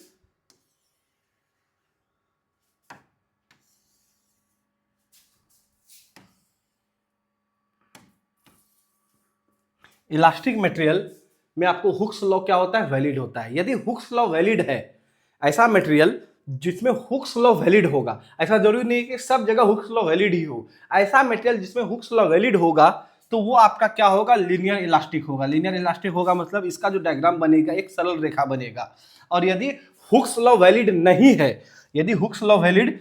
है, तो ये क्या कहते हैं, रहेगा तो आपको, लेकिन स्ट्रेट लाइन नहीं बनेगा, ये कर्व बन जाएगा, हल्का सा क्या बन जाएगा, ये कर्व बन जाएगा। तो यहाँ पे आपको क्या होगा, हुक्स लॉ वैलिड होगा, हुक्स लॉ यहाँ वैलिड होगा, जबकि यहाँ पे हुक्स लॉ वैलिड नहीं है, हुक्स लॉ यहाँ वैलिड नहीं है, हुक्स लॉ यहाँ पे वैलिड आपको नहीं है। और ये भी आपका इलास्टिक पॉइंट है, ये भी आपका क्या है, इलास्टिक पॉइंट है। ये स्ट्रेस है, ये स्ट्रेन है, ये स्ट्रेस है और ये आपका स्ट्रेन है, बस इतना ही है ना। क्लियर है? तो यहाँ पे आपको हुक्स लॉ वैलिड है, यहाँ पे आपका हुक्स लॉ वैलिड नहीं है। चलिए आगे बढ़ते हैं, 3 नंबर 4 नंबर हो गया, 5 नंबर की तरफ चलिए। 5 नंबर है rigid perfectly plastic. Rigid perfectly plastic. चलिए अभी हमने बताया कि रिजिड क्या होता है, देखिएगा फिर से बता देते हैं। रिजिड ऐसा ऑब्जेक्ट है, रिजिड बॉडी ऐसा होता है जिसमें आपका चेंज इन लेंथ 0 होता है। रिजिड में चेंज इन लेंथ 0 होता है और साथ ही साथ आपका जो स्ट्रेन है वह भी 0 होता है ना। चेंज इन लेंथ 0 होगा तो स्ट्रेन भी आपका क्या होगा, 0 होगा। चेंज इन लेंथ आपका यदि 0 है तो स्ट्रेन भी आपका क्या होगा, 0 होगा। और परफेक्टली प्लास्टिक का क्या मतलब है कि आपका जो है यहां पर स्ट्रेस कांस्टेंट है। परफेक्टली प्लास्टिक में स्ट्रेस कांस्टेंट होता है ना, स्ट्रेस कांस्टेंट होता है। इस बात को खाली आप नोट करके लिख लीजिएगा कि परफेक्टली प्लास्टिक में स्ट्रेस क्या होता है, कांस्टेंट होता है। क्लियर है। अब यदि हम इसका डायग्राम बनाना चाहें, स्ट्रेस डायग्राम, तो देखिए कुछ इस प्रकार का बनेगा।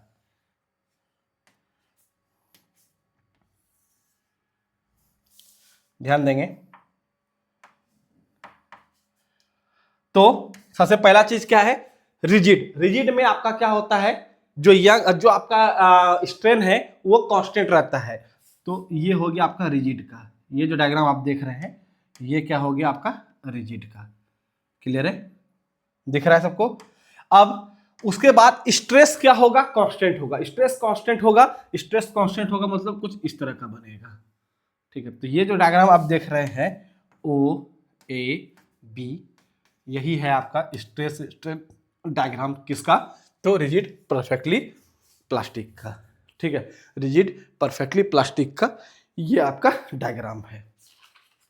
कोई दिक्कत है इसमें, जल्दी से बताइए।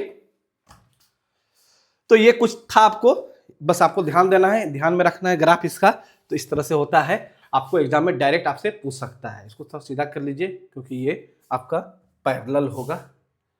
थोड़ा सा सीधा कर लेते हैं इसको, हाँ ठीक है, पैरेलल होगा। चलिए लास्ट टॉपिक की तरफ बढ़ते हैं। आपके सोम में आपके लास्ट टॉपिक की तरफ बढ़ते हैं, वो है मटेरियल प्रॉपर्टीज। कल कहां तक हो गया था, कितने नंबर तक मटेरियल प्रॉपर्टीज हो गया था, बता दीजिए, तो उसके आगे हम लोग करेंगे अब। ठीक है, तो हम लोग उसके आगे करेंगे, जल्दी से बताइए कहां तक कल हो गया था। चलिए मटेरियल प्रॉपर्टीज में हम लोग आगे बढ़ते हैं अब फिर से। कल जहां तक हो गया था उसके आगे बढ़ते हैं। मटेरियल प्रॉपर्टीज सबसे पहला और सबसे इंपॉर्टेंट है स्ट्रेन एनर्जी। आज सारा का सारा इसी के आसपास घूमेगा, स्ट्रेन एनर्जी के आसपास ही घूमेगा। मटेरियल प्रॉपर्टीज में सारा का सारा आज जो हम लोग जो toughness, resilience, modulus of resilience जो भी कुछ पढ़ेंगे वो सारा का सारा स्ट्रेन एनर्जी के आसपास ही घूमेगा। ठीक है, तो स्ट्रेन एनर्जी क्या होता है समझते हैं जरा। देखिएगा, जब हम किसी ऑब्जेक्ट को डिफॉर्म करते हैं, तो उसमें क्या होता है, एक इंटरनल एनर्जी जनरेट होता है।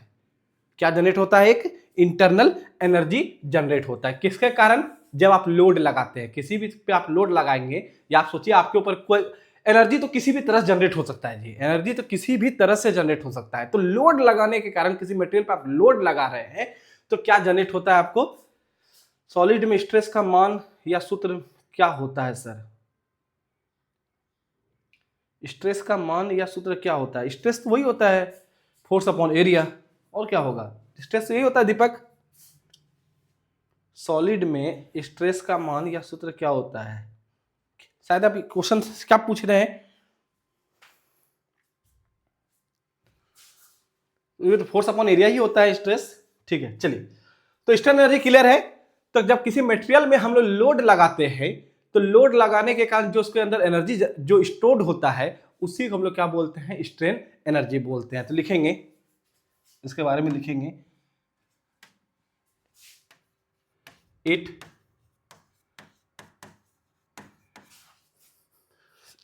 कुछ और पूछना चाह रहे थे दीपक के, आप जल्दी से बताइए। It refers to the energy stored, it refers to the energy stored in a material,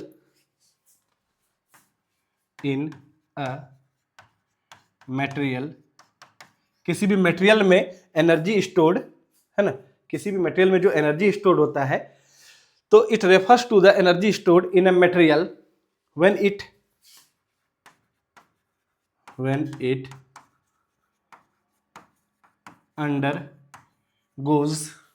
undergoes due to an external load। Due to an external load. किसी भी एक्सटर्नल लोड के कारण किसी मटेरियल में जो एनर्जी स्टोर्ड हो जाता है उसी को हम लोग क्या बोलते हैं, स्ट्रेन एनर्जी बोलते हैं। एक बार आप लोग बता दीजिएगा कि थोड़ा सा आप लोग डिटेल में इसको पढ़ना चाहते हैं, ठीक है, थोड़ा सा डिटेल में पढ़ना चाहते हैं, कुछ डेरिवेशन करा दें, लेकिन देखिएगा आपको ये काम का चीज नहीं है, ये बिल्कुल हाई क्लास के इंजीनियरिंग सेक्शन में हम लोग घुस गए हैं, ठीक है, बिल्कुल हाई क्लास के इंजीनियरिंग सेक्शन में घुस गए हैं।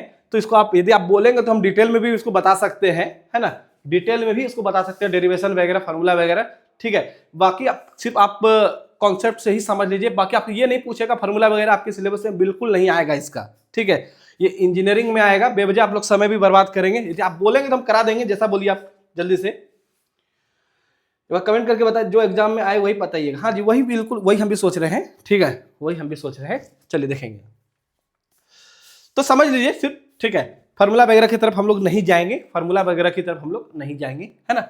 चलिए, तो स्ट्रेन एनर्जी हमने क्या बताया कि किसी भी मटेरियल में लोड लगाने के कारण, जब हम लोग लोड लगाते हैं तो लोड लगाने के कारण जो भी आपका उसके अंदर एनर्जी स्टोर्ड होता है उसको हम लोग क्या बोलते हैं, स्ट्रेन एनर्जी बोलते हैं। ध्यान दीजिएगा, जैसे कि आप एक डायग्राम पढ़े थे अभी, stress versus strain, stress versus strain diagram पढ़े थे।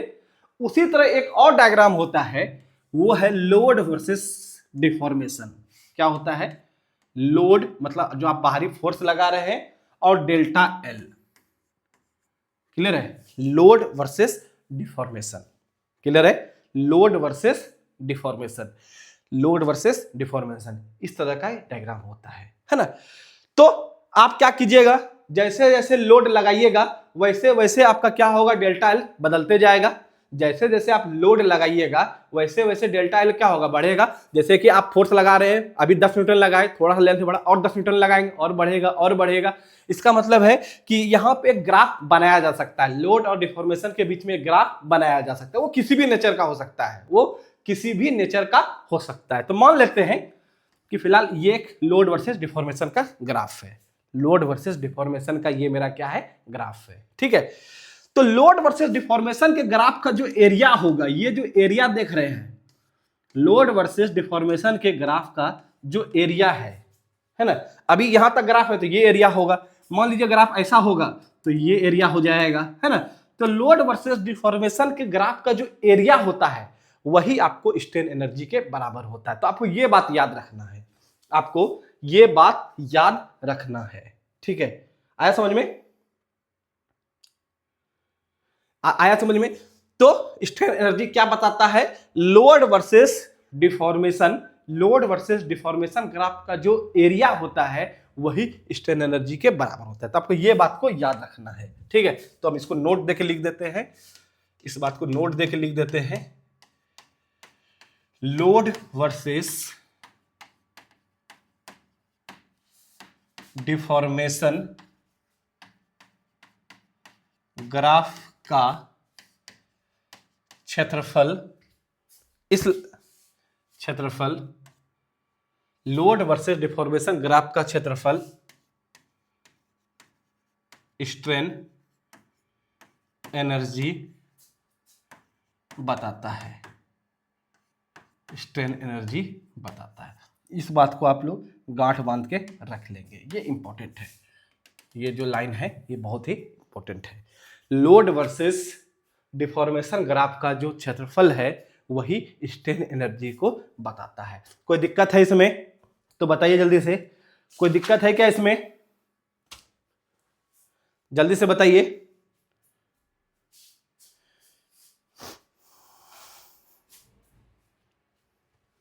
कमेंट कीजिए भाई, क्या हो गया सब लोग, कमेंट कीजिए, क्या इस बात में कोई प्रॉब्लम है क्या किसी को।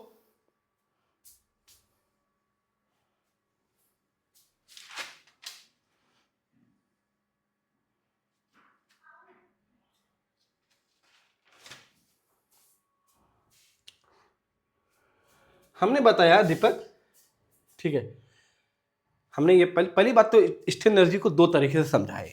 एक थ्योरेटिकली समझाए, क्या चीज, कि जो आपका किसी मटेरियल पे हम लोड लगाते हैं तो लोड लगाने के कारण उस मटेरियल में क्या होता है, एनर्जी स्टोर हो जाता है ना। लोड लगाने से उस मटेरियल में क्या हो जाता है, एनर्जी स्टोर हो जाता है, उसी को स्ट्रेन एनर्जी बोलते हैं।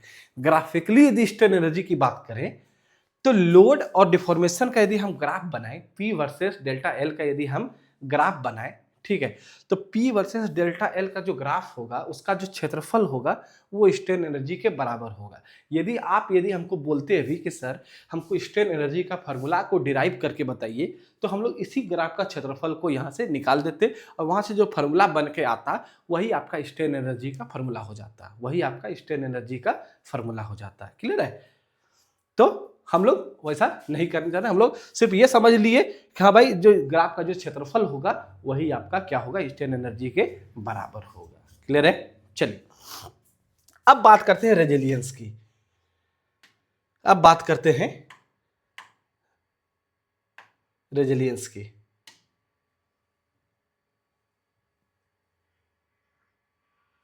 अब बात करते हैं रेजिलियंस की, ध्यान देंगे रेजिलियंस की। रेजिलियंस को हिंदी में बोल दीजिए क्योंकि ये इंपॉर्टेंट है भाई। रेजिलियंस का हिंदी आप लोग कोई भी बता दीजिए, ये इंपॉर्टेंट है तो हम लोग बात करेंगे। रेजिलियंस का हिंदी बता दीजिए, यदि किसी भी भाई बंधु को पता है तो हिंदी बता दीजिए एक बार, ठीक है, ये इंपॉर्टेंट है। आज जो भी चीज हम लोग 3 4 5 प्रॉपर्टीज पढ़ेंगे, मैकेनिकल प्रॉपर्टीज, वो सारा स्ट्रेन एनर्जी के आसपास ही घूमेगा। नहीं एक्चुअली क्या है ना दीपक, ये थ्योरेटिकल टॉपिक है, थ्योरेटिकल टॉपिक है, इसीलिए एग्जांपल वगैरह बनता नहीं है इसके अंदर, है ना दीपक। बस आज बार रुक जाइए, कल से फिर अपने फॉर्म में आ जाएंगे, जब क्वेश्चंस वगैरह कराएंगे फिर वहाँ सारा कुछ आएगा। ये थ्योरेटिकल टॉपिक है ना। इसमें जो स्टैंडर्ड डेफिनेशन है, जो चीज़ बता सकते हैं वही बता सकते हैं, इसमें कुछ ज़्यादा एग्जाम्पल वगैरह सेट होता नहीं है ना। चलिए जल्दी से बताइए, किसी को हिंदी पता है तो बताइए, नहीं तो फिर इसी पे काम करेंगे हम लोग। रेजिलियंस और प्रूफ रेजिलियंस, किसी को हिंदी पता है तो बताइए, ये दो अलग अलग टॉपिक है।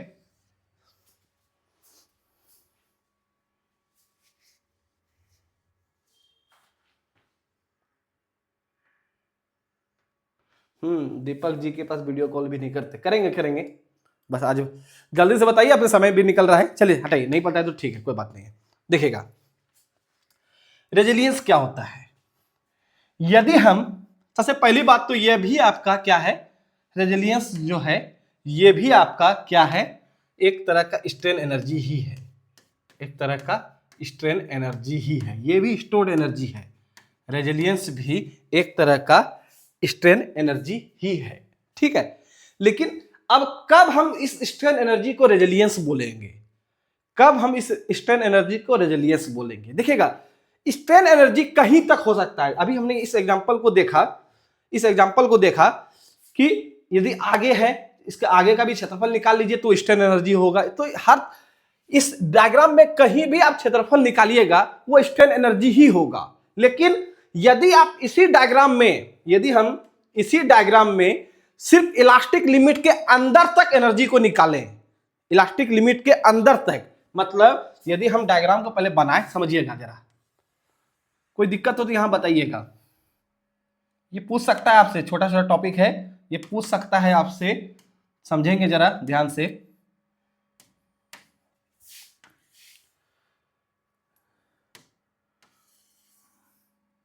देखेंगे ये रेजिलियंस है, यहां पे मेरा P था, यहां पे मेरा डेल्टा L था, P वर्सेस डेल्टा L है। और यदि हम डायग्राम को बनाएं तो ये कुछ ऐसा डायग्राम बनेगा, मान लेते हैं ये ऐसा है ना। तो इस डायग्राम में आप इस कहीं भी क्षेत्रफल निकालिएगा तो वो स्ट्रेन एनर्जी ही होगा। लेकिन आपको पता है कि ये जो मेरा जहां पे ये ग्राफ कर्व होना शुरू होता है उसको बोलते हैं इलास्टिक लिमिट। क्या बोलते हैं? Elastic limit. इलास्टिक लिमिट के बाद ही डायग्राम में क्या आता है, कर्व आना शुरू होता है। तो यदि आप इस इलास्टिक लिमिट के नीचे क्षेत्रफल निकालिएगा, मतलब कहने का मतलब है कि मान लीजिए इलास्टिक लिमिट ए है, इसके नीचे क्षेत्रफल निकाल रहे हैं, मतलब यहां तक निकाल रहे हैं, तो ये मेरा कहलाएगा क्या, रेजिलियंस। ए के नीचे मान लीजिए आप यहाँ पे क्षेत्रफल निकालना चाह रहे हैं, इसके नीचे क्षेत्रफल निकालना चाह रहे हैं, तो ये जो क्षेत्रफल होगा ये मेरा क्या होगा, रेजिलियंस होगा। इलास्टिक लिमिट के नीचे यदि आप क्षेत्रफल निकाल रहे हैं किसका, लोड वर्सेस डिफॉर्मेशन का, तो वो मेरा क्या कहलाएगा, स्ट्रेन एनर्जी कहला, वो मेरा क्या कहलाएगा, रेजिलियंस कहलाएगा। ठीक है, तो यदि हम यहाँ पे लिखना चाहें, कहाँ लिख दें, यहीं लिख देते हैं। ठीक है, यहीं पे लिख देते हैं क्या कि load versus load versus deformation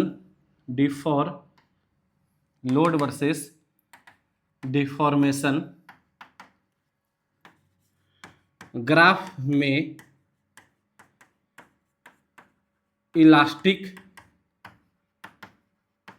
limit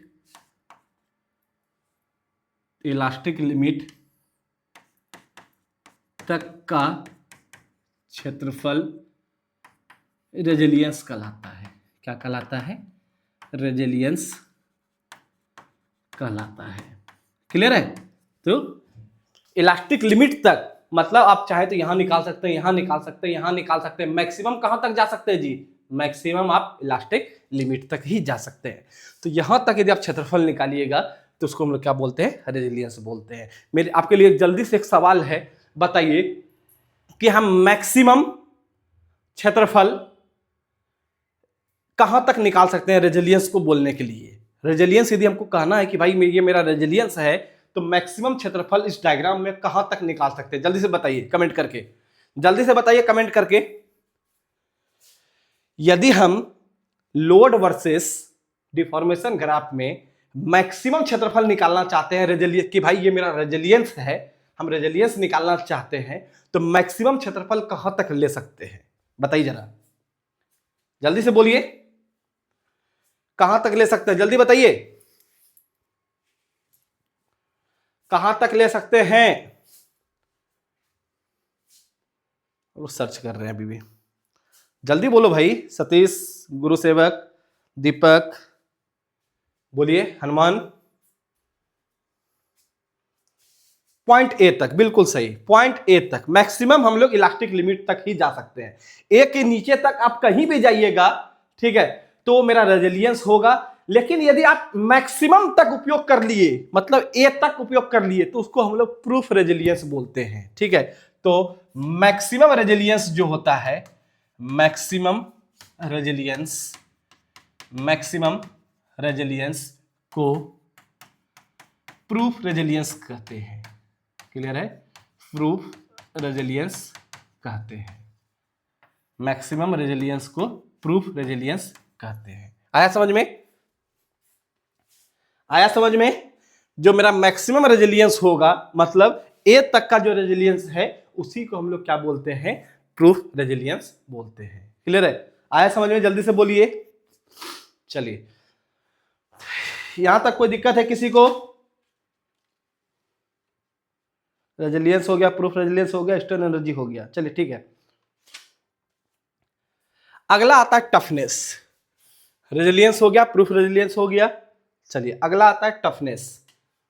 अगला आता है टफनेस। चलिए, टफनेस का दो डेफिनेशन बताएंगे। टफनेस का दो डेफिनेशन मैं आपको बताऊंगा, ठीक है। पहला जो आपको एग्जाम में पूछेगा, और दूसरा ग्राफिकल, ठीक है, वहां से समझना है। सबसे पहला चीज समझ लीजिए, टफनेस होता क्या है।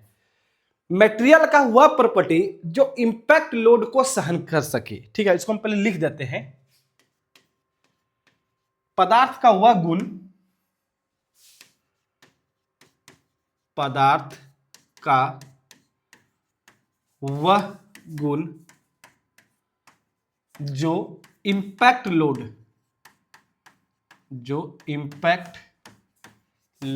को सहन कर सके, ठीक है। आपसे यही पूछेगा, बस आपको यह याद रखना है, इंपैक्ट लोड को जो सहन कर सके, उसको हम लोग बोलते हैं क्या, टफनेस। क्लियर है, इंपैक्ट लोड का मतलब है कुछ हाइट से किसी चीज को छोड़ते हैं। मान लीजिए मटेरियल है, हमको किसी मटेरियल का टफनेस चेक करना है, ठीक है। मान लीजिए कि यह मेरा मोबाइल है, ठीक है, इस मोबाइल का हमको टफनेस चेक करना है, ठीक है, तो हम लोग क्या करेंगे, इसको छोड़ देंगे, ठीक है, इसको छोड़ देंगे। यदि मटेरियल, यदि ये फेल हो गया, यदि ये मोबाइल टूटने के बाद फेल हो गया तो बोलेंगे भाई कम टफ है, यदि नहीं फेल हुआ तो बोलेंगे कि भाई ज़्यादा टफ है, ठीक है। तो टफनेस और कुछ नहीं होता है, पदार्थ का वह गुण जो इम्पैक्ट लोड को सहन कर सके, ठीक है। नहीं भाई हार्डनेस अलग है दीपक, ठीक है, अभी 2 मिनट रुकिएगा, अभी रिवीजन करा देंगे दीपक, ठीक है। सबसे ज्यादा कंफ्यूजन आता है स्ट्रेंथ में, हार्डनेस में और टफनेस में, ठीक है। ये 3 चीज किसी भी नॉर्मल स्टूडेंट को ये सेम लगता है, लेकिन ये तीनों में थोड़ा थोड़ा अंतर है, ठीक है। तो ये समझ में आया, पहले टफनेस बताइए। टफनेस क्लियर है कि पदार्थ का वह गुण जो इंपैक्ट लोड को सहन कर सकते हैं, है ना। ये आप समझ लीजिए कि एक मटेरियल है, मटेरियल के ऊपर से दूर से लोड गिरा रहे हैं, मतलब एक कहते हैं, मान लीजिए कि स्टील का कोई चादर ले लिए, है ना। अब स्टील के चादर पे ऊपर से हम क्या किए, 1 किलो का वजन फेंके, फिर 2 किलो का वजन फेंके, तो चेक कर रहे हैं कि कब तक मटेरियल टूटा नहीं, है ना। मान लीजिए 2 किलो का फेंके, मटेरियल नहीं टूटा, फिर 3 किलो का फेंके, मटेरियल नहीं टूटा, 4 किलो पे टूट गया, तो भाई बोलेंगे टफनेस जो है वो 3 किलो तक है, क्योंकि 4 किलो पे टूट गया, है ना। क्लियर है। तो टफनेस इंपैक्ट लोड को सहन करने की क्या है, टेंडेंसी होती है। चलिए आगे बढ़ते हैं, अब समझते हैं थोड़ा टफनेस क्या चीज है।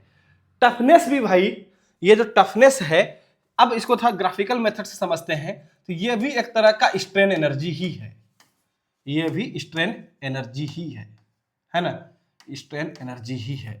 टफनेस भी क्या है, स्ट्रेन एनर्जी है। टफनेस भी आपका क्या है, स्ट्रेन एनर्जी है। स्ट्रेन एनर्जी है तो आपके दिमाग में ये तुरंत हिट करना चाहिए कि भाई जब ये स्ट्रेन एनर्जी है, इसका मतलब है कि ये भी क्या है, लोड वर्सेस डिफॉर्मेशन ग्राफ का एरिया अंडर द कर्व है ना। लोड वर्सेस डिफॉर्मेशन ग्राफ का क्षेत्रफल है, तो ये भी क्या है, लोड वर्सेस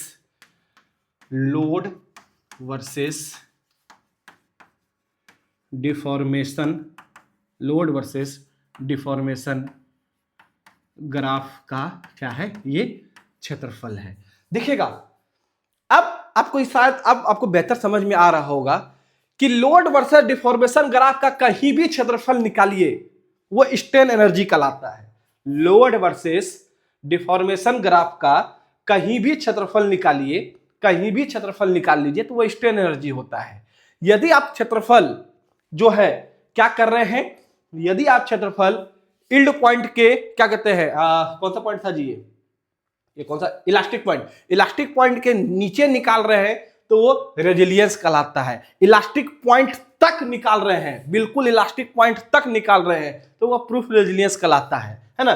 लेकिन टफनेस क्या चीज है, आप तब तक निकालिए क्षेत्रफल जब तक कि वो मटेरियल मेरा फेल न कर गया हो, मतलब मटेरियल के फेल करने तक, मटेरियल के फेल करने तक जो मेरा एरिया अंडर द कर्व होगा, जो मेरा ग्राफ का जो क्षेत्रफल होगा, कब तक, मटेरियल के फेल करने तक, उसको हम लोग क्या बोलेंगे, टफनेस बोलेंगे। तो हम लोग लिखेंगे, इसको करेक्ट करेंगे अब, लोड वर्सेस डिफॉर्मेशन का ग्राफ का क्षेत्रफल कब तक, जब तक मटेरियल फेल ना हो, जब तक मटेरियल फेल ना हो।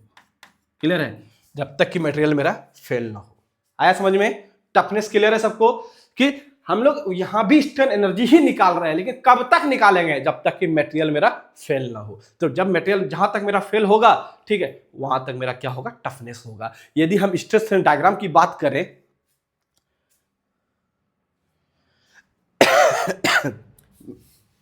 किसी के लिए भी टफनेस हो सकता है भाई, किसी के लिए भी टफनेस हो सकता है। यदि हम स्ट्रेस स्ट्रेन डायग्राम की बात करें, नॉर्मल स्ट्रेस स्ट्रेन डायग्राम की बात करें, देखिएगा नॉर्मल स्ट्रेस स्ट्रेन डायग्राम की बात करें, समझिएगा, नॉर्मल स्ट्रेस स्ट्रेन डायग्राम की बात करें तो ये आपका यहां तक हुक्स लॉ वैलिड होता था, उसके बाद कुछ इस तरह से आगे जाता था, है ना। और यहाँ पे आके मटेरियल क्या हो जाता है, फेल हो जाता है।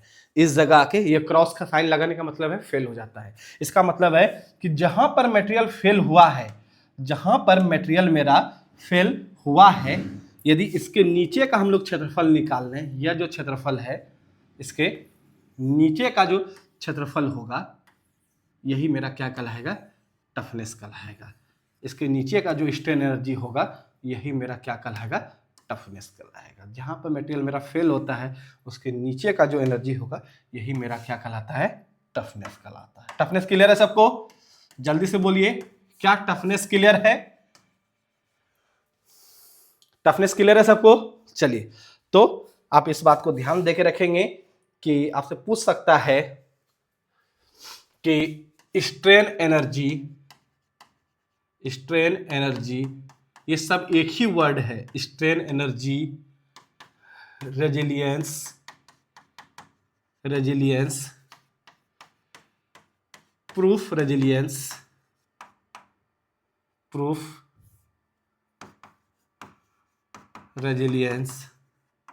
और टफनेस ये आपसे पूछ सकता है। तो आपको सिर्फ ये बताना है कि ये लोड वर्सेस डिफॉर्मेशन ग्राफ पे बनता है। लोड वर्सेस डिफॉर्मेशन ग्राफ पर बनता है। क्लियर है? लोड वर्सेस डिफॉर्मेशन ग्राफ पर बनता है। ये चारों जो आपको देख रहे थे, strain energy, resilience, proof resilience और टफनेस, ये चारों आपको क्या बनता है, लोड वर्सेस डिफॉर्मेशन ग्राफ पर ही बनता है। क्लियर है? अब एक चीज याद रखेंगे, यहां पे दो वर्ड आ सकता है, आपसे पूछ सकता है। ठीक है, एक है मॉडुलस ऑफ रेजिलियंस, ये पूछ सकता है आपसे कहीं गलती से। ठीक है, मॉडुलस ऑफ रेजिलियंस, और एक पूछ सकता है मॉडुलस ऑफ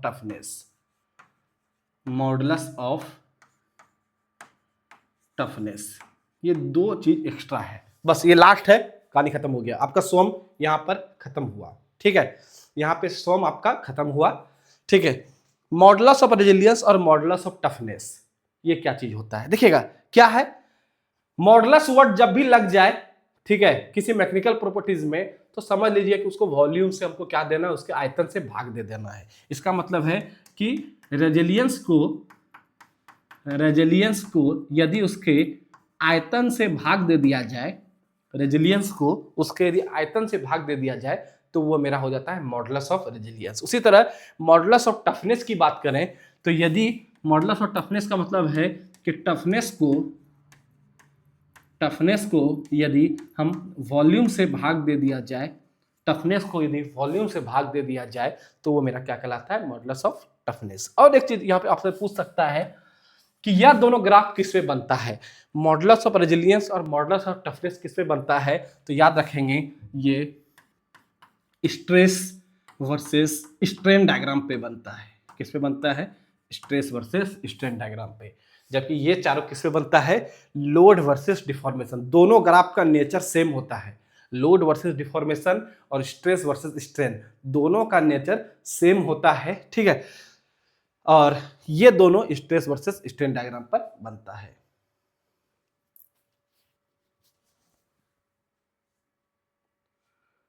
ठीक है, चलिए आप विश्वास मानिए। ठीक है, ये आपका लास्ट टॉपिक था। अब हम लोग क्वेश्चंस करेंगे, अभी अपने पास समय भी है, अपने पास अभी आधा घंटा समय भी है ना। तो यहां तक में कोई प्रॉब्लम नहीं आना चाहिए मेरे हिसाब से। आपका यहां पर सोम का थ्योरी खत्म हुआ, सोम का थ्योरी यहाँ पे खत्म हुआ। अब हम लोग क्वेश्चंस करते हैं। आप देखेंगे कि आपसे सारा क्वेश्चंस आपसे बनेगा, सारा क्वेश्चंस आपसे बनेगा। चलिए, तो यदि परमिशन हो तो हम लोग क्वेश्चन की तरफ बढ़े, परमिशन हो तो क्वेश्चन की तरफ बढ़े। चलिए, कि रहने दें, देखते हैं क्वेश्चन की तरफ बढ़ते हैं। क्वेश्चन मिलना चाहिए, देख लेते हैं भाई, 1 मिनट क्वेश्चन की तरफ, 100 मिनट। चलिए,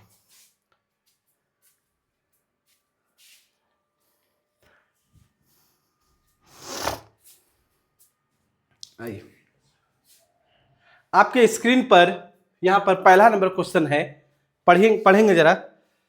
पहला नंबर क्वेश्चन देखेंगे, the stiffness is the ability of material to resist, है ना।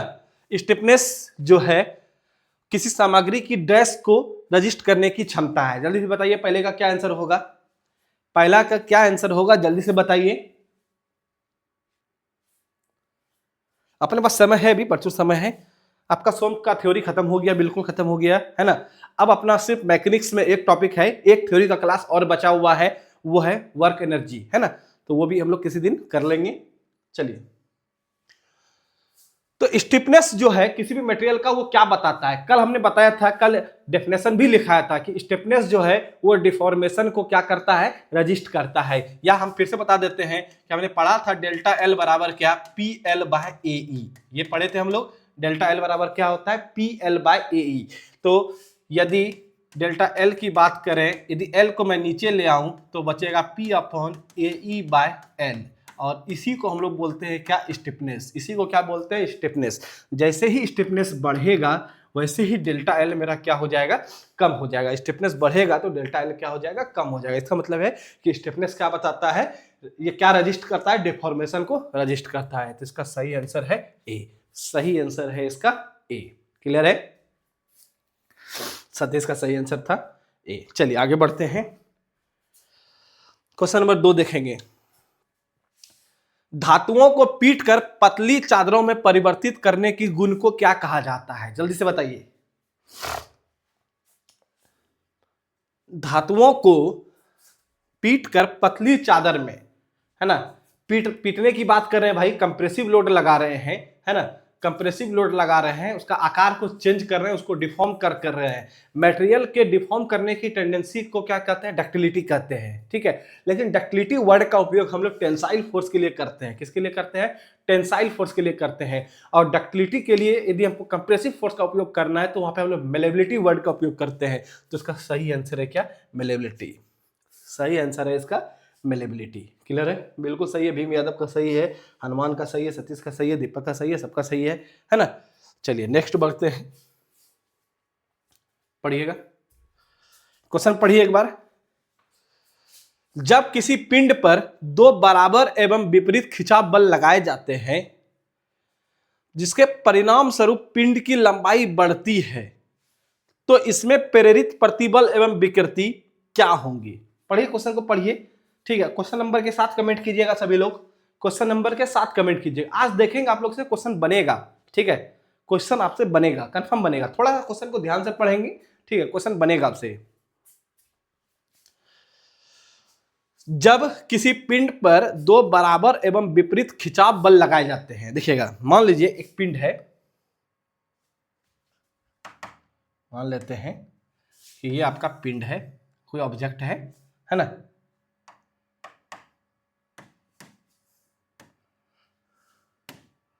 ये आपका ऑब्जेक्ट है, इसके ऊपर बराबर खिंचाव का बल लगा रहे हैं, इधर भी पी लगा रहे हैं और इधर भी पी लगा रहे हैं, है ना। तो जब हम इसके ऊपर फोर्स लगाएंगे, टेंसाइल फोर्स लगाएंगे, तो इसका लंबाई क्या होगा, बढ़ेगा। तो इसका लंबाई क्या हो जाएगा, बढ़ेगा, है ना, इसका लंबाई क्या हो जाएगा, बढ़ेगा। तो जो फोर्स, जो यहाँ पे स्ट्रेस जनरेट होगा, वो कैसा जनरेट होगा, तो वो टेंसाइल स्ट्रेस जनरेट होगा। कैसा स्ट्रेस जनरेट होगा, टेंसाइल स्ट्रेस जनरेट होगा, क्योंकि हमने यहाँ पे टेंसाइल फोर्स लगा है। तो स्ट्रेस भी मेरा यहाँ पे कौन सा जनरेट होगा, टेंसाइल स्ट्रेस जनरेट होगा। और जैसा स्ट्रेस होता है वैसा ही स्ट्रेन होता है ना। स्ट्रेन और स्ट्रेस का रिलेशन सेम होता है ना। तो टेंसाइल स्ट्रेस है तो टेंसाइल स्ट्रेन होगा। तो ऑप्शन देख लीजिए कौन सा है, टेंसाइल स्ट्रेस और टेंसाइल स्ट्रेन। तो option number C, option number C यहाँ पर सही है, ऑप्शन नंबर सी यहाँ पर सही है ना। चलिए बिल्कुल सही है, सबका सही है। आगे बढ़ते हैं क्वेश्चन नंबर 4 की तरफ, पढ़िए।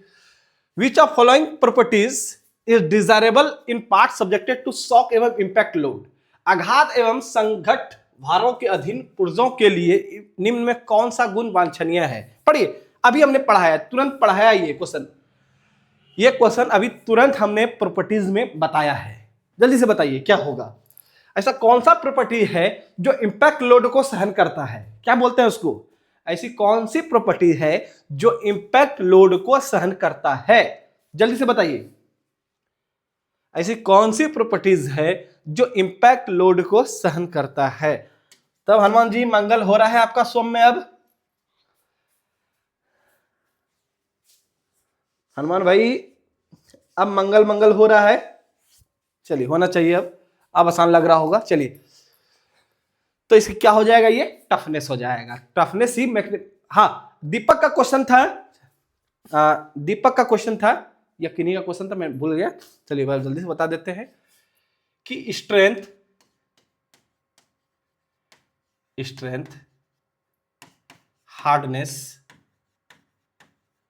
हार्डनेस और एक था क्या, टफनेस।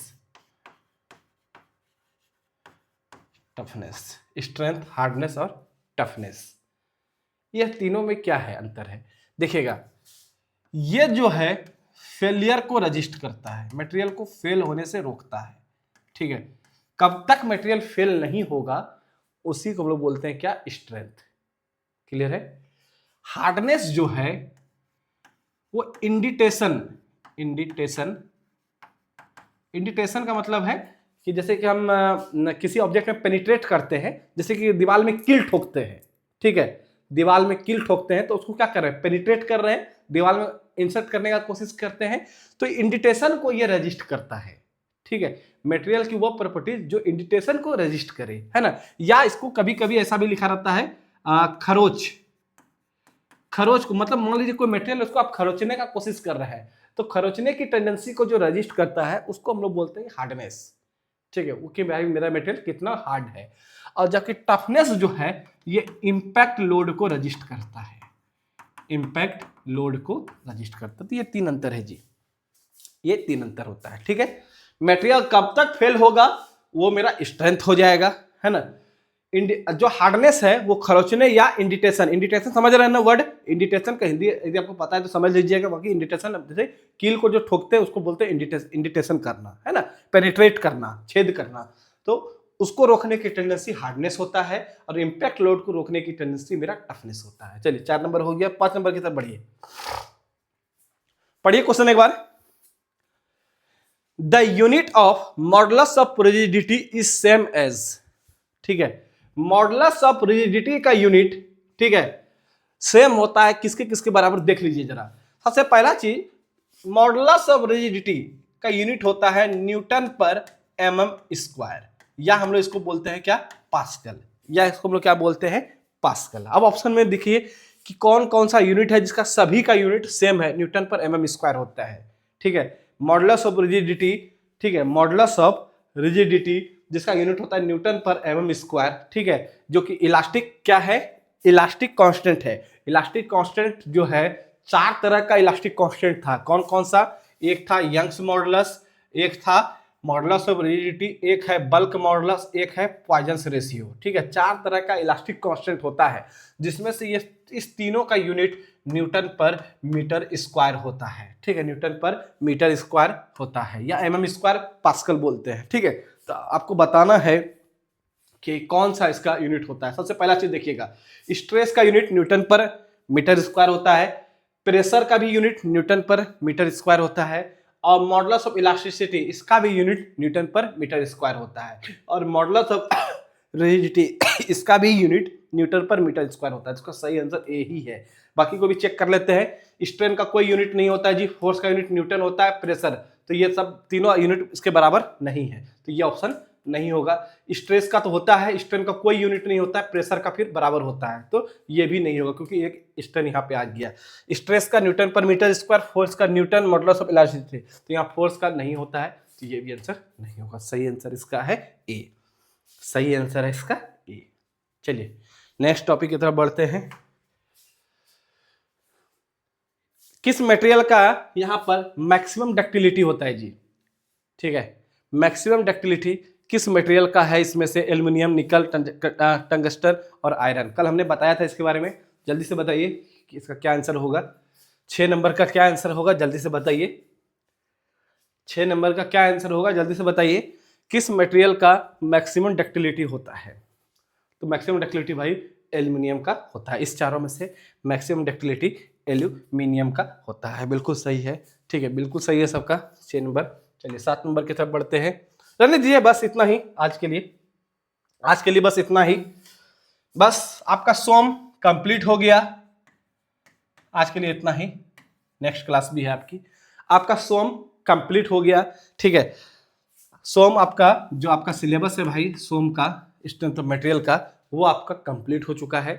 क्वेश्चंस कराएंगे, क्वेश्चंस अभी खत्म नहीं हुआ है, क्वेश्चंस कराएंगे। आपका यदि कोई डाउट है या कुछ भी है तो आप पूछ सकते हैं, बता सकते हैं, ठीक है। बाकी अभी एक या दो क्लास क्वेश्चंस का चलेगा, एक थ्योरी का क्लास मैकेनिक्स का बचा हुआ है, ठीक है। हम लोग अपने सिलेबस को सोम खत्म कर चुके हैं। बाकी क्वेश्चंस आप जितना क्वेश्चन लगा इसका कोई अंत नहीं है, क्वेश्चन समाप्त करने का कोई अंत नहीं है, थ्योरी अपने तरफ से खत्म हुआ, ठीक है। यदि कोई डाउट है, कुछ कहना है तो बोल सकते हैं आप लोग, है ना।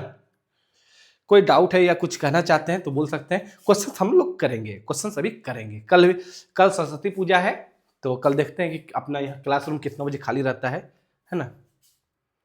अब कौन से टॉपिक बाकी रह गए दीपक? अपना मैकेनिक्स में रह गया है वर्क एनर्जी। वर्क एनर्जी छोटा सा टॉपिक है, वो रह गया है, उसको भी हम लोग करेंगे, ठीक है। मैकेनिक्स में रह गया है, सोम अपना कंप्लीट हो गया। दीपक अपना सोम कंप्लीट हो चुका है, क्वेश्चंस करेंगे। और कुछ किसी का कोई डाउट वगैरह कुछ है तो बताइए, वरना हम लोग क्लास को खत्म करेंगे आज। जल्दी से बताइए, किसी के पास कोई डाउट वगैरह है क्या? दीपक जी की बात को ध्यान से सुनिए सर। क्या बोल रहे हैं दीपक? कुछ दीपक जी की बात को ध्यान से सुनिए सर। अब कौन सा टॉपिक रह गए हैं? मैकेनिक्स में सोम में कोई टॉपिक नहीं रहा है भाई, ठीक है। सोम में कोई टॉपिक नहीं रहा है, जल्दी से बोलिए। और कुछ किसी का कुछ कहना है क्या? चलिए चलिए, ठीक है, बाय बाय, मिलते हैं कल फिर, ठीक है। कल क्वेश्चंस करेंगे सोम पे। चलिए, धन्यवाद।